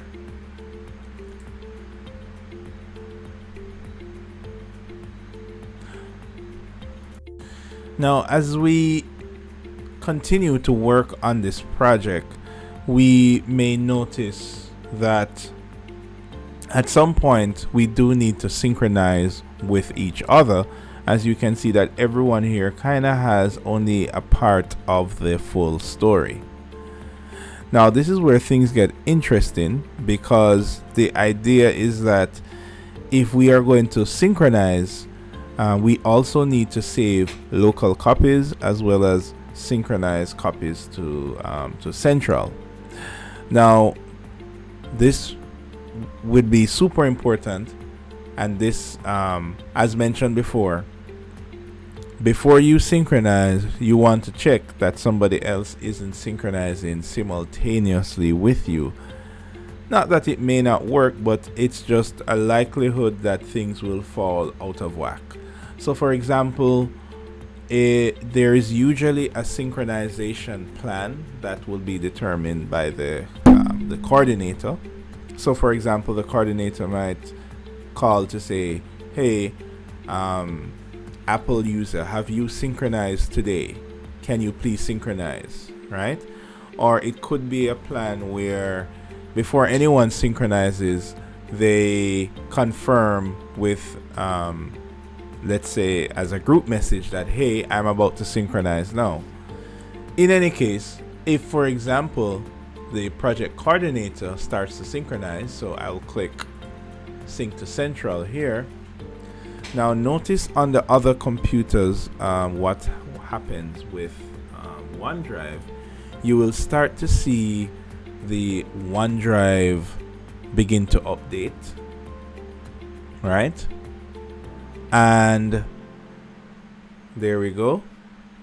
And the idea is when you go to synchronize, you want to check the OneDrive first to make sure that there is nobody else updating. So for example, if I should bring up the OneDrive here for the desktop PC, and let's say that now the laptop is trying to synchronize. So when you click synchronize there, you would notice that OneDrive starts to pop up and you will see things starting to happen. And then eventually you will see things start to happen on the other computers. So this is that thing that's happening that you want to look for. You want to ensure that OneDrive is not doing something while you are synchronizing, right? And you can kind of see where one file updates and then the others follow thereafter, right? And this is only for a fraction of a second, so the likelihood of two persons clicking synchronize at the same time is pretty low. In addition to that, usually you check the OneNote before you sync. So the last person is about to sync now, so they would click on the OneNote icon, and they don't normally, even though this says download in one file, you can basically ignore that. What you want to make sure is that it's not downloading more than one file, right? So the reason why, for example, OneDrive is saying downloading file is because you currently have the file open, so OneDrive cannot update this file, the files that are linked to this open file. So it's kind of just holding in place. So that's perfectly fine. But if this says that more than one file are currently being updated, then you definitely do not want to click sync to central, right? So this is perfectly fine, and I will now click sync to central and watch again as all the other computers start to grab those changes as well, right? So you can see, and then you will see the other sessions start to grab those files, and all of that is happening in the background only for a fraction of a second, so you don't need to worry necessarily that things will clash. Now if you notice on the desktop computer, you sometimes will get a message that said there is a sync issue, and usually you don't have to worry about this. So usually this is there because some of the files are currently open on other computers, so OneDrive can't access those files. Now as long as the central model doesn't say that the central file is out of sync, then you will be fine. You can pretty much ignore what OneNote is doing, because OneNote is not necessarily made to synchronize Revit files, so it's detecting some things as errors that aren't really errors, right? So that's really the only purpose why you want to watch OneDrive, just to make sure that there's nothing happening here when you are syncing. Now notice when we synced, we kind of went in the order of we synced this file, this user first, and then we sync this user second, and then we sync this user third. So that would mean the first user would not have received the third information, not unless they synced again after 2 and after user 3 had synchronized, right? So you're going to end up in this situation where everyone eventually needs to sync, and everyone will eventually get the updated files.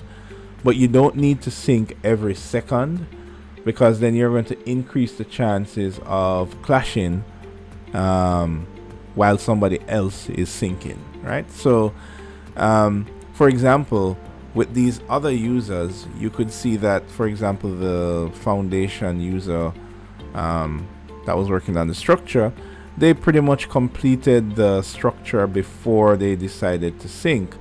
And of course, if you notice that the last user to sync, which is this user here, received everything, because this person synced first, then this person synced second, and this person synced third. So everything here went to here, and everything here went to here. So the person who synced last received both 1 and 2, right? So so everybody needs to eventually synchronize. Now, for example, if me being the desktop user realize that I didn't get anything really, because if I look on my level 1, you can see, or in my 3D view, you will see that, well, I didn't get any models because I was the first to sync, and the Apple user had synced last, so I would need to sync again. So this is why it's important that you just sync on occasion, because you never know when somebody else will update something, right? Now, in this case, I could click the sync icon here, but I know that, remember, sync is when you send updates and receive updates. Now, I know that I didn't do any updates, so there's no need for me to send updates. So instead of clicking the sync button here, what I would do is go to collaborate and just choose the reload the latest. So this is like me downloading everything that other people did, but I am not uploading whatever I did because I didn't do anything to upload. So there's no sense in wasting time uploading no changes. So if you know that you did not make any changes to the model, then it makes sense that you just click download instead of synchronize, right? So and usually you do that maybe because somebody did an update, and maybe you downloaded before the person updated it, so you need to re-download, or you synced before the person updated, so you can just go and download. Now, the good thing about downloading is that it doesn't notice that OneDrive is not really doing anything, and that's because downloading means that you are just receiving files. So your model will be updated, right? You are not sending files. So we're going to click download for this user here. That is the laptop user. And you will see that that user has now received those files. They didn't send any file because they didn't have any updates. Now, as you can see, all three models are pretty much on the same page, and this is where we can start to see what other users have been doing. So for example, both users had created levels, right, for their own purposes. So for example, if on this user here I go to a elevation view, then you will notice that for that user, they will notice that, hey, there have been a lot of levels that are created from other users. Now, these are just really kind of reference levels because they are not creating a plan for every single level, which is fine. So if there's a particular level that is not needed, then a user can hide this level if they so wish, right? Now, when things are like this, you can start to see other things. So for example, we could look at this foundation here and we could say, hey, the person who is doing the foundation, they didn't cut the door, the opening for this door element right here. Now, this is interesting because when I click on this element, you can see that this element actually belongs to the person. We can see that this element here actually belongs to the person who is working on the shelves and the doors. And of course, this person here is the person working on the shelves and the doors. So that would mean that if I realize that, oh wait, there is an error here, and I want to fix that error, if I try to, for example, let's say that you get a opening. So let me choose a wall opening, and I want to insert a opening into this wall here. I'm going to get an error message that say, hey, I can't edit this because it is owned by the person that is dealing with the walls, right? And that's perfectly fine, because perhaps the person who is dealing with the walls, they are not ready to cut this yet. Maybe they're doing something else. So when you take ownership of a work set, it really prevents other users from editing that work set, and that might be, well, either a good thing or a bad thing. So usually there is other modes of communication. So maybe you could send this person a message, or if you're working in a project management environment, you could also send a update to say, hey, you have walls intersecting your doors, right? Now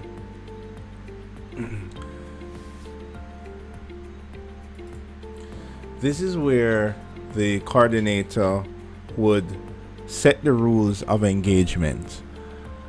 The idea is that if there is an error, for example this one where the walls are intersecting the door, then what it should mean is that this user is currently fixing that problem.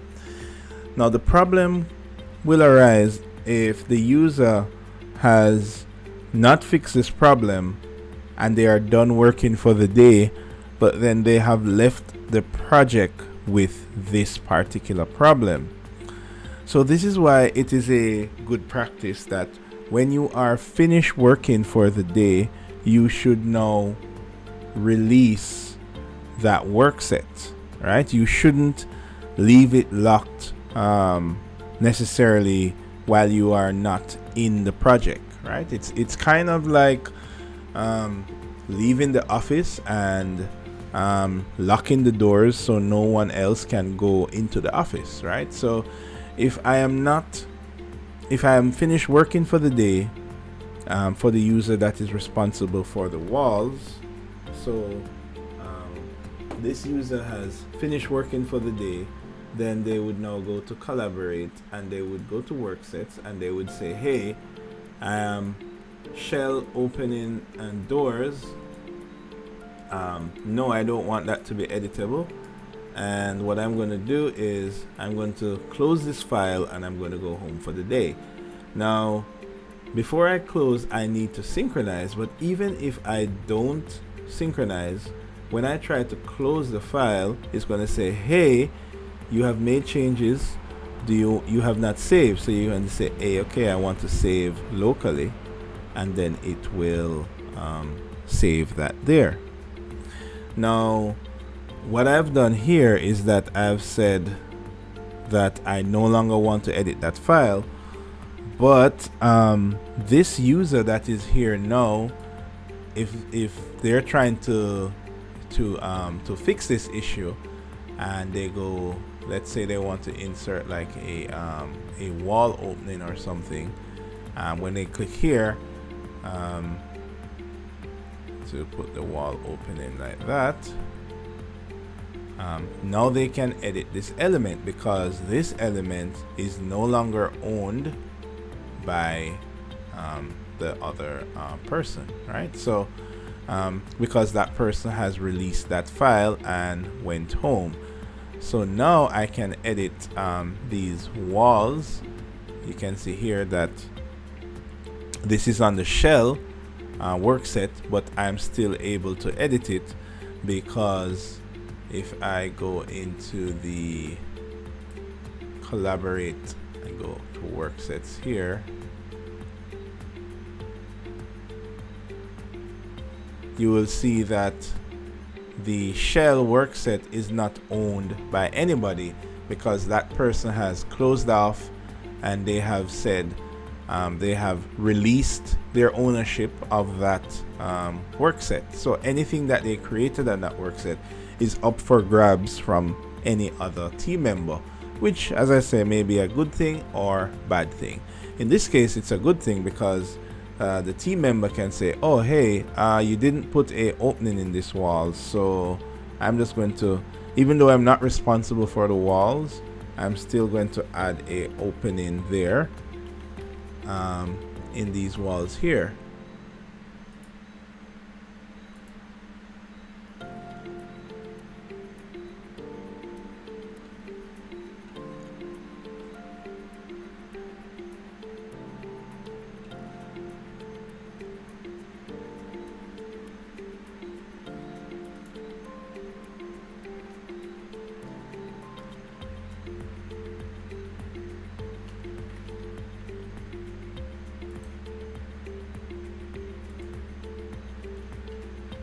There we go.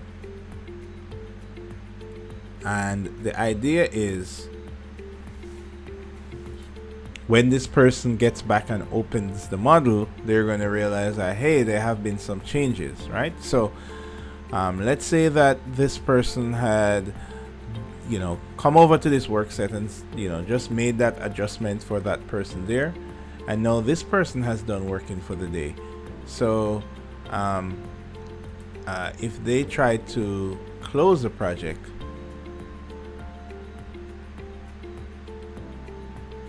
it's going to say, hey, you need to synchronize with Central because you just made some edits to somebody else's work set, and you did some other changes and you haven't saved yet, and you also need to save a local copy. So I'm going to say, okay, then I'm going to sync with Central, and I'm going to say okay. Now while that's happening, the other user is that is responsible for the structure is perhaps they're still working just fine, and they also see this error here, and maybe they decide to fix it or maybe not. They may click on it and realize that, oh well, somebody else is editing this layer, but they are responsible for other things in the model. So for example, you're trying to consider how they're going to do this roof, then they might realize that, hey, there's a drafting view here with notes, and if they go here, they realize, oh great, the project coordinator had posted the notes for them, so now it's much easier for them to now see how they're supposed to, to decide how they're going to draw this element here. So this is where you see other team members are benefiting from other members, because everyone is responsible for a different aspect on the project. So while both other parties have left the office, maybe this third person here is still continuing to work on this project, and because the other person had placed this drawing here, they could maybe their life is a little bit easier, because for example, they can now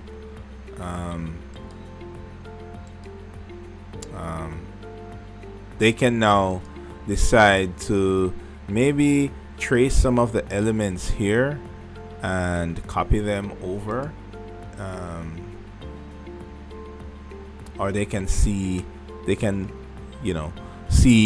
all of these measurements right in the same window as in the same drawing that they're trying to create this drawing. So for example here, we know that this slopes going this way, so we need to take this elevation here, and this elevation here is where it will slope. So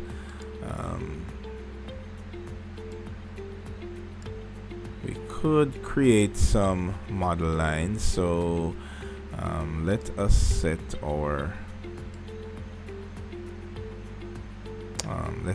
work plane, and we're going to pick a plane. So we're going to use this surface here. So this is our work plane, and with this work plane here, essentially let's see if we can kind of put this side by side. Let's put this back down here.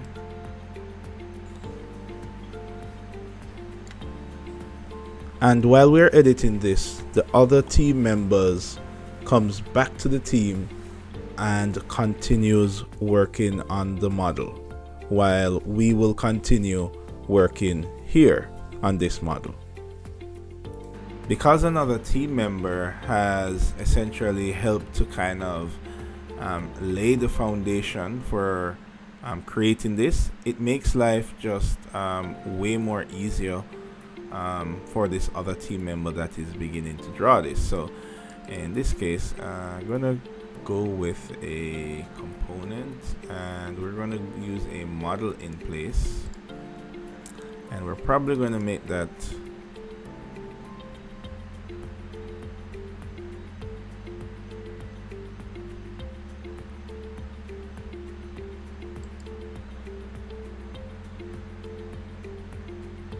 be structural framing as the category, and we're probably going to call this roof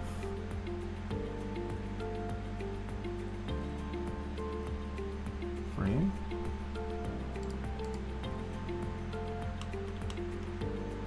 And we're going to make that an extrusion, and we're going to just start to draw this out based on these measurements here. So we can hide the work plane so we can see things a little better. And there are some parts of the model that you will need other people to draw before you can actually do your drawing. So in this case, some of these drawings we may have needed and some we may have not needed.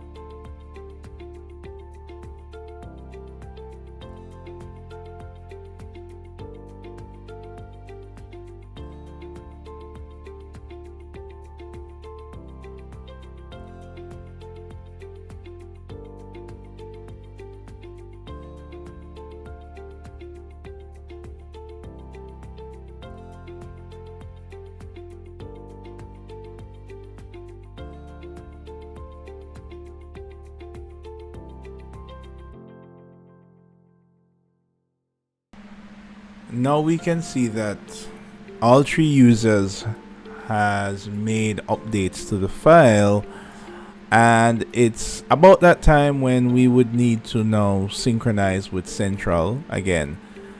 So as usual, each person would check their OneDrive to make sure that nobody else is currently synchronizing before they hit that sync button, right? So so notice that on the laptop PC it says 10 files are processing, but we know to ignore that. What we're watching is there anything happening with these files here, and we can see that none of these files have been updated. So whoever wants to update first can go ahead and make those updates. So we just need to remember that every time we want to synchronize with Central, we need to check to make sure that those files are not being updated before we click the sync button. So as soon as we synchronize with one user, we can see that OneDrive is doing its thing, and we can see the other two users OneDrive also get updated as well. Right? Now we can go ahead and synchronize other users, so we can check to see that okay, nothing is happening with any syncing. So I feel like I'm safe to sync now. and that user will now hit the sync button.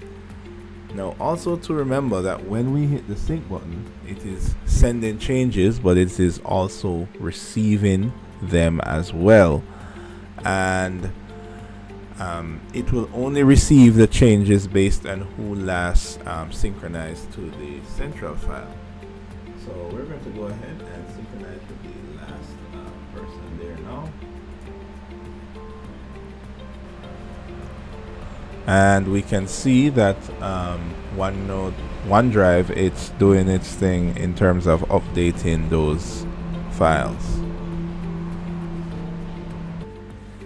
Now we can also see that some users are working on the more environmental adjustments, such as laying out sheets and putting on annotations.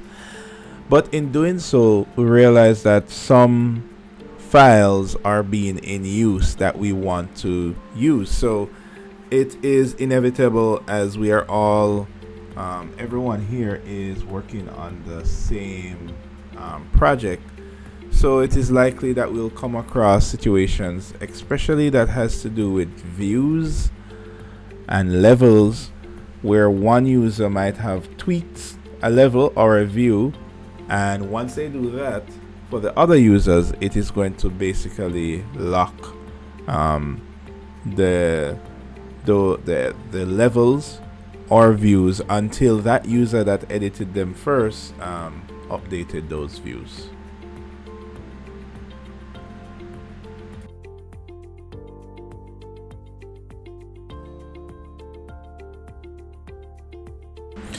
Now, while the other drawings are being developed, the person that is responsible for the sheets can start to create visibility graphics templates to help to visualize the sheets better, right? So for example, for this section view here,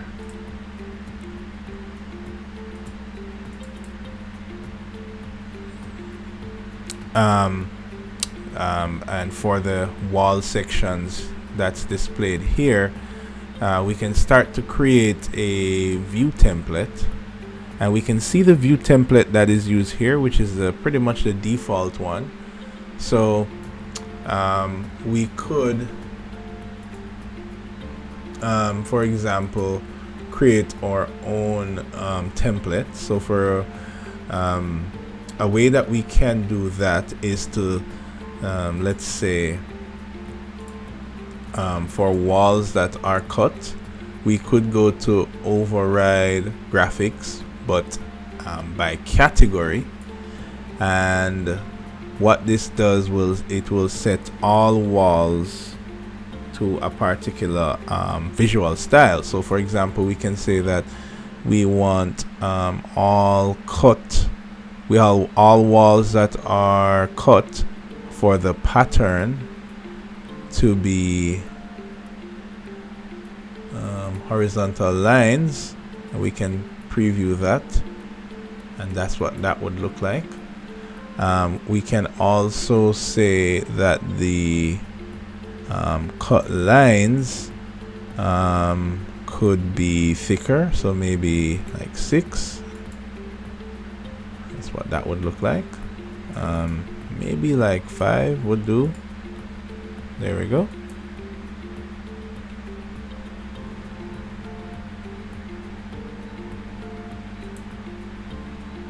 Right, so we can already kind of see that come into play here.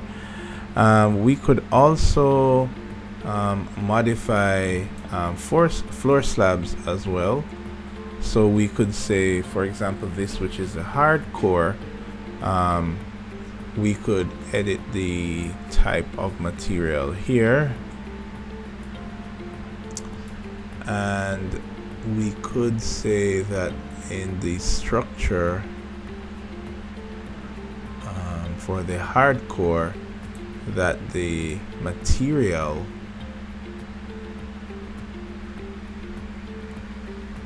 that we can click on here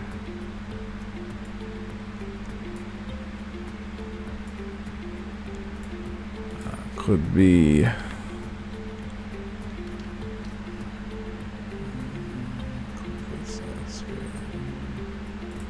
we can perhaps choose one of these.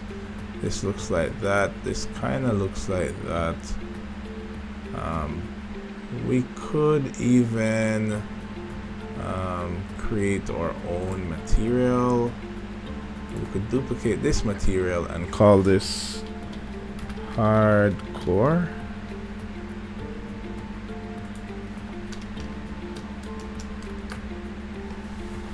And we could change this from that to perhaps something else.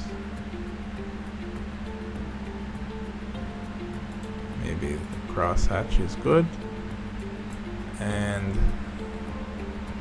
there we go.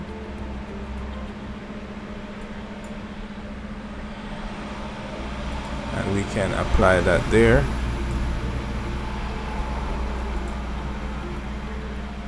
So now we can start to see that coming through, and we could go ahead and start to put in all the necessary adjustments to these elements here. We know that the laths are coming and the roof, so we could we don't have it to select here as yet to set our overrides, but we could go to our visibility graphics here in anticipation for when those roof members will be coming on board when we synchronize to central. And we could say that all structural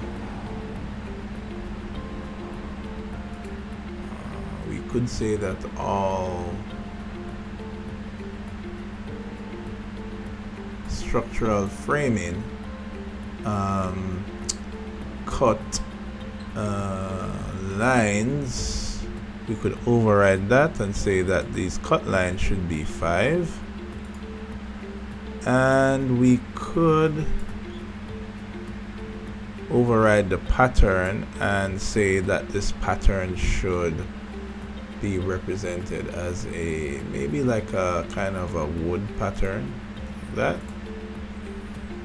Then we could also modify the roofs as well.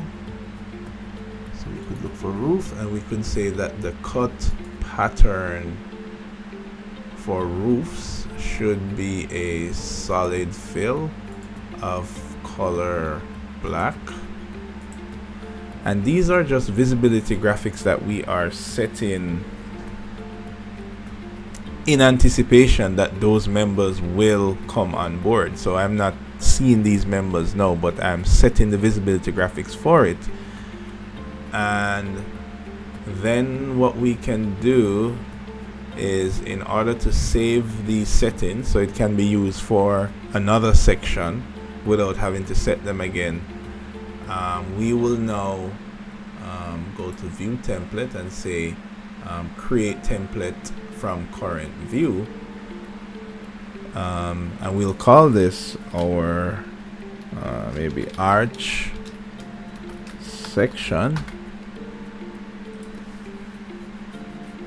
And in this view template, it will automatically save all the visibility overrides, but we can say that, you know, we don't want to override the shadows and all of this visualization stuff, because we want that to be able to change on the fly.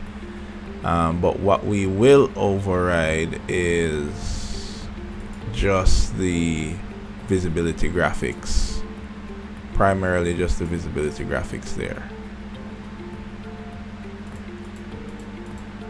So these are what this view template will override, and we're going to choose OK. And now this is a template, so if we cut another section, we can simply just apply this view template to another section, which is great, so we don't have to set all of these settings again.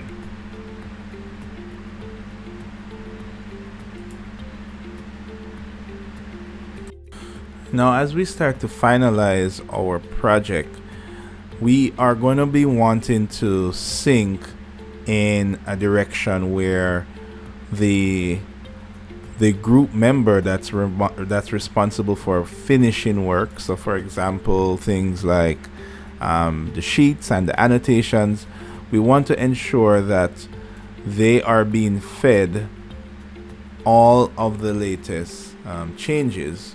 So, what you will find is those persons will be synchronizing a lot more often as you get to the end of the project, because for example they would have identified things that perhaps needed to be adjusted in the overall project, and when it comes to finalizing smaller details such as certain lines for drawings might be missing, certain dimensions, there might be overlaps.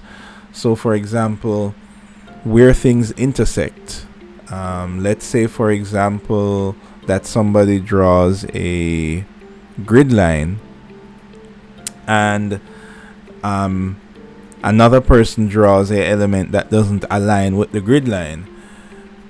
So in everything there needs to be a priority factor. So for example, the person who is drawing the grid lines, everybody has to conform to the grid lines. The grid lines do not conform to an element or a drawing. So as it relates to the sheet and the finalization of the drawings, that person would now begin to check through those drawings. They would continuously seek to synchronize with the central model, and essentially they're like a quality control. So they might find things that are not, let's say, represented correctly, and they themselves might take on the task to fix those issues, or they could send it back and say, hey, the person who is responsible for walls, there is something with the walls that's not quite right, you need to fix that issue, right? So it may depend.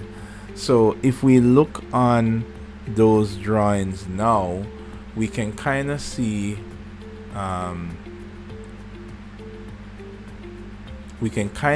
how everything is being filled out on the sheet. So for example, as we look into these drawings and we kind of analyze these, and we see all the laths and the rafters and everything coming through based on the visibility graphics template that we had set, which is great. And then we notice other things. For example, now we are able to edit these level lines that are here, because everybody has now synchronized. So usually when it gets down to the last little bit of things to adjust, it's a good idea to have that one quality control person just kind of go through and check to see what things are not represented correctly and try to fix those issues ASAP, right? And even as we see here, we can see where, for example, things like the borders weren't set, but maybe that was previously closed because somebody else was editing it. So as it gets to near the end of the project, you want to have less persons checking out the model or making their adjustments, and we want to have just the persons who are finalizing the model now begin to kind of tidy up most of these things. Like you can see that some of these still can't be edited because another person has it in use.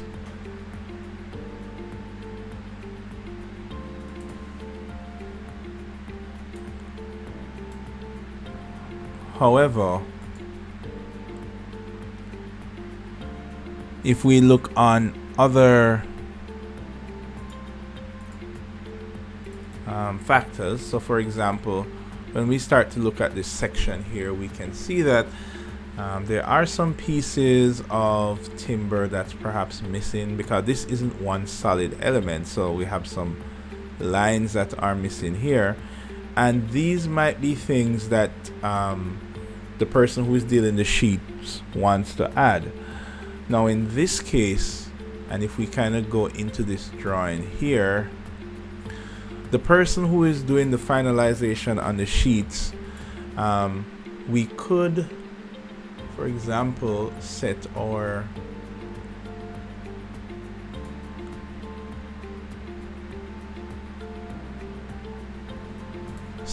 work plane to this solid here, and we can say let's pick a plane, and we'll pick that plane that's there. So there we go. And now we can start to draw in these lines to kind of make this represent correctly. However, before we start drawing, in this case, we are going to want to put them on the structure detail work set. Even though this is not our work set, we are essentially contributing to that work set, because the things that we are adding now, which in this case is a few model lines that we will set to thin lines, are all a part of the structure work set. And when we draw these using that work set, then the person who is responsible for the structure work set will receive these lines.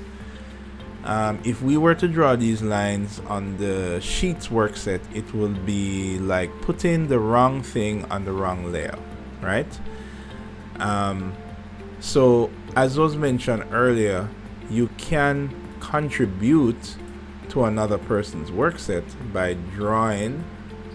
When you're drawing, you just set the active work set to the drawing that you want to contribute those drawings to.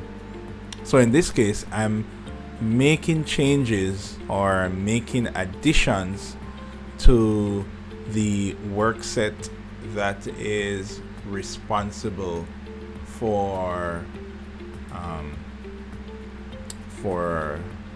structures, or it could be that I am drawing on the person that's work set that is responsible for annotation. So it depends on the structure of your team, but as was mentioned earlier, think of work set as layers. So even if you don't own the layer and you're drawing something that is supposed to be on a particular layer, make sure that you still contribute those items to those layers, where in this case you can see that now this is represented a bit more correctly, and those elements that I added should have been a part of the structural layers, but rather than tell that person to go ahead and add these, I just added them on their layer. So it's always a good idea to keep track of what layer, what in this case work set you are on. And of course I would need to now synchronize with Central in order for those people to receive these new additions that I made on their work set. Okay, now that I have finished making the updates to these drawings, we have seen an example of how we can use collaboration to reduce the workload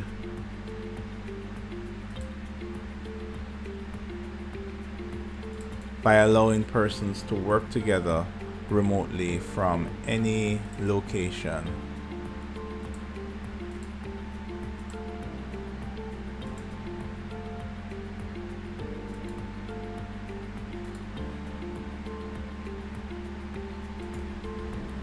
And we can see how this project was completed in a very short time because we had multiple persons working on the same project using the method of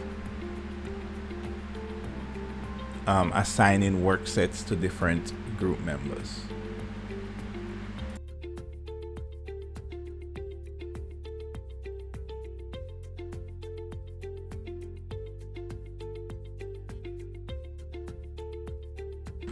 So in understanding that there are two ways in which we can work collaboratively, let's take a look at the unassigned free access mode, right?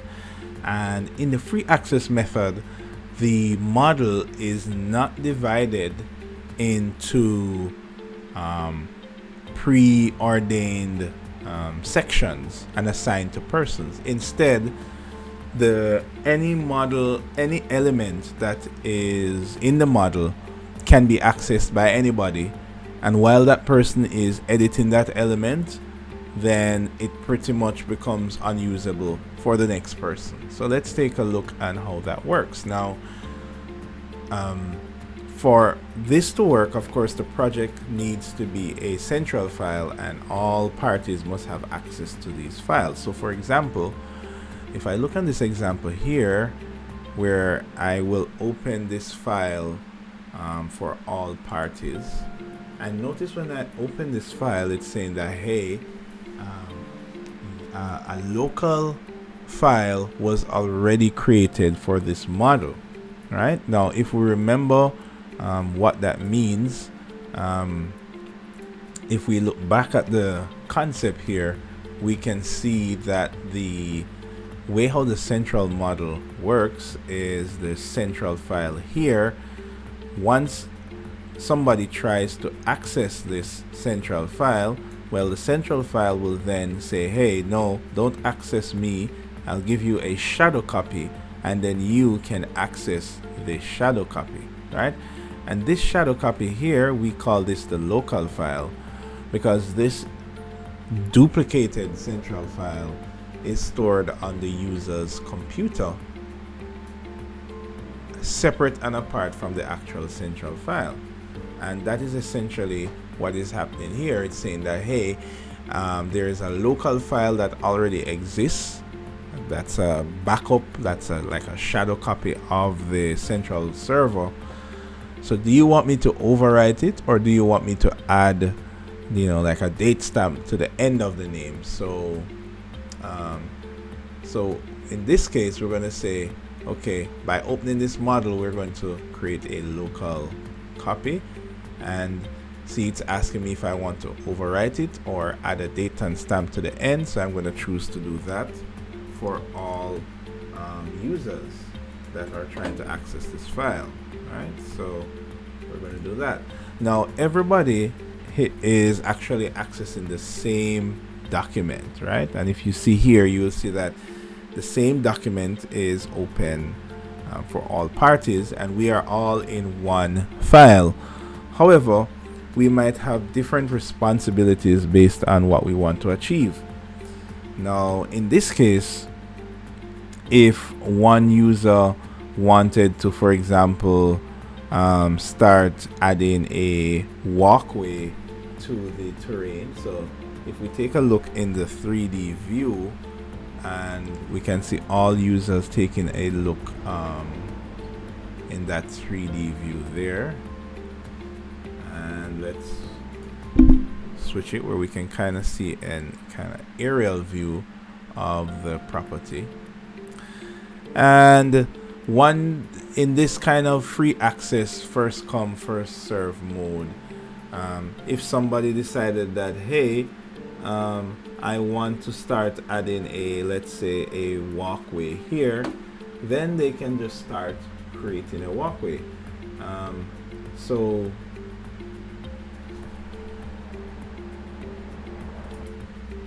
now, just because we're in the free access mode, it doesn't mean that work sets aren't created. As a matter of fact, this file previously had work sets created. So if I look in work sets, you will see here that we had work sets created. However, because we're in a kind of free access mode, we're not necessarily trying to work within a single work set necessarily. We can see that the current work set here is set to structure, but it could very much be any one of these different work sets, or all persons could be on the same work set. It doesn't matter necessarily in this kind of mode where everyone just creates stuff.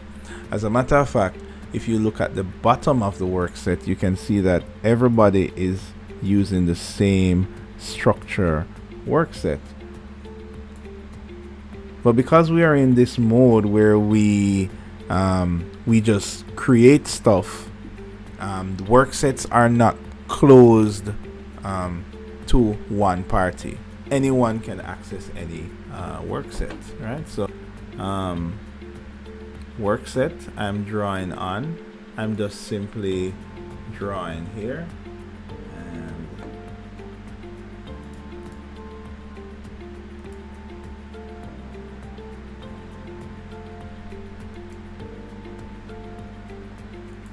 and that's it. Now, of course, the other users aren't necessarily going to see those changes. But for example, another user might decide that, hey, I want to edit this terrain here. So I'm going to go to edit topo surface here. Now we can see where when I synchronize with Central, we see where I have received these changes that was done with this user over here. However, in the scenario where both of us happen to be editing something, so let's say that I wanted to edit this landscape and this person also wanted to edit this landscape, right? But I may have just clicked edit surface and I have already started to modify this surface here. Now, if this person comes after me and say, oh, I want to edit this surface as well, so I'll go to edit surface here, they're going to get an error message, and this is because that I have already first this person and started to edit this before they actually started to edit as well. So this is now Revit is keeping in track in real time that you have edited this object. Now Revit knows that I have edited this object, but they don't know what I did to this object. So what it does to have the files remain in sync is say, hey, you this user here, the Apple user, cannot edit this file because Revit has detected that somebody else has started to modify this file, right? So I could place a request here to edit this file, but because I'm using this mode where I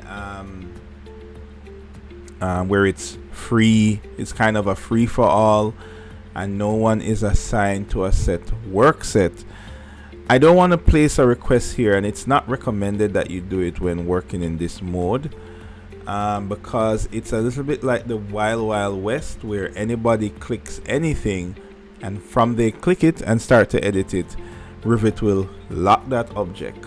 So your best bet is to just cancel and wait until this person has finished editing. And I'm going to click, yeah, I've done making this change to this terrain here.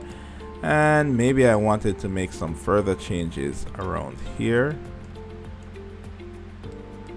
And once I finish making those changes, then I'm going to synchronize to the central. Now, when I synchronize to central, then I am simply saying that, okay, I'm no longer editing this object. Even if I click the tick and say I'm finished editing, Revit still registers that a change was made, and I have to synchronize to central, and the person who wants to edit this object here has to also synchronize to central as well before that object will be released again where anyone can use it, right? So of course, when I synchronize to central, now we can see that the terrain is updated. And if I wanted to edit this, well, I could quickly choose edit there, and now I'm able to edit this just fine. And of course, the same thing would happen again if the other user says, hey, I want to go back to edit this thing here, and I click on this and I choose edit. Well, Revit is going to say nope, because Brian.Williams has already grabbed this and edited it already. So this mode of editing is what we refer to as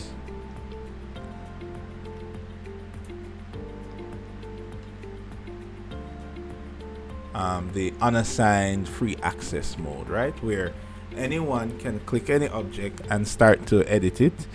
And before you can get that object, that person has to synchronize their changes, and you have to also receive the changes that they made, and then you can edit, right? Now, this mode is primarily recommended when maybe you want to make a small change to an existing model, where you ask somebody to just jump in the model and help to make these changes. Once there is more than 2 people, this mode is not recommended, because you can imagine where if there are 4 persons that's clicking and manipulating a model, one person could click like 5 objects to edit them and decide they don't really want to edit them again.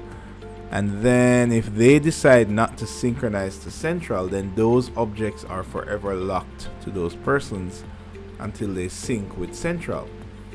So this mode isn't really recommended for when you have a lot of persons. But for example, if you're working on a project and you need somebody to partner with you to maybe add a model or do some adjustments or something basic where it doesn't require a lot of persons, then you can pretty much use this mode because it's much quicker and it's only 2 of you, so the likelihood that 2 of you would be accessing the same element is going to be much less than if it was 10 of you that's just accessing random elements, right?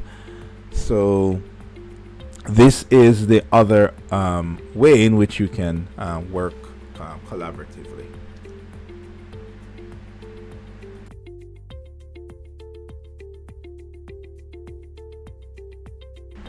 Now, in a worst case scenario where you may have synchronized a file simultaneously while somebody else is synchronizing a file, and there are clashes with those 2 files trying to synchronize with each other, you will run into a problem where it will say the central file is out of sync.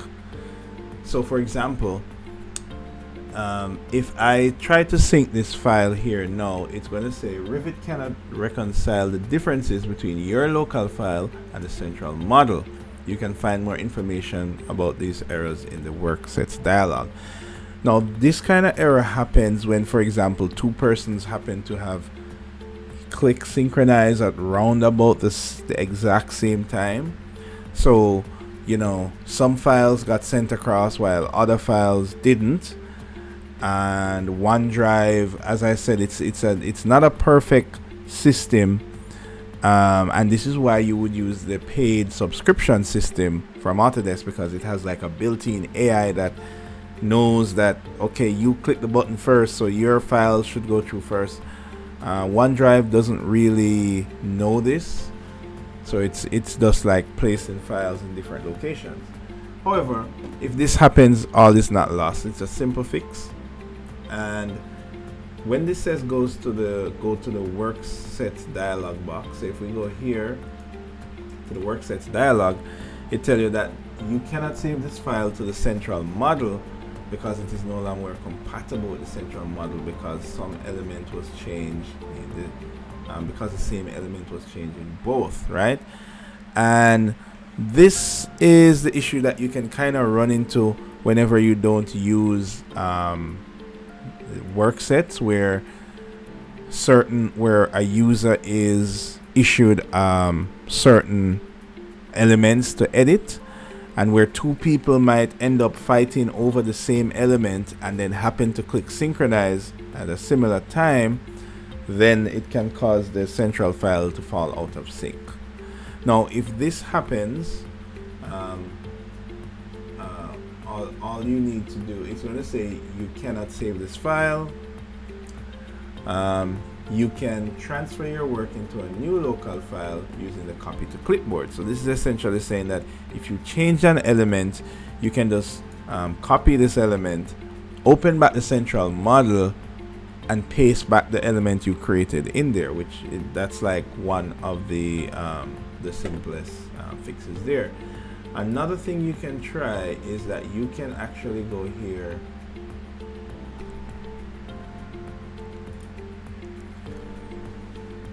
is to repair the central file, but notice that this is grayed out because the central model is fine. What is not fine is this file being out of sync with the central model. So in this case, I was trying to edit this object here while another person was trying to edit the same object, because we're on the same work sets, right? Right? And this happens when we're using the kind of free mode where no one is assigned to work sets. It's possible that both of you might click on the same object, and then both of you might click synchronize at the same time, and then this is what causes this issue. Now, what I can do to resolve this really quickly is I could just go to File and Open, and I could just open back the central model. So in this case, I'll go back to drive Q, which is that network drive that we set up, and I'll open back the central model, and I will just say create a new copy.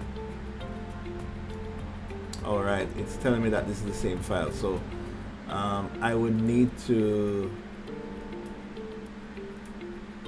save this, and let's say I save this as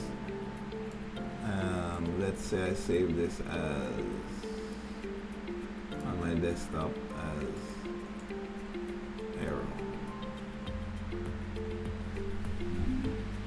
out of sync.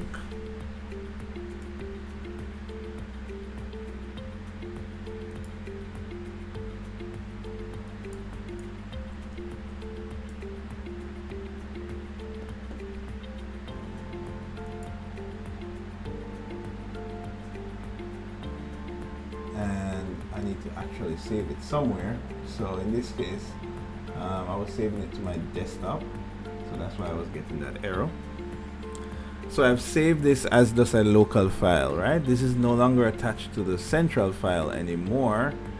And what I'm going to do is I'm going to open the central file by going to drive Q, and then go here,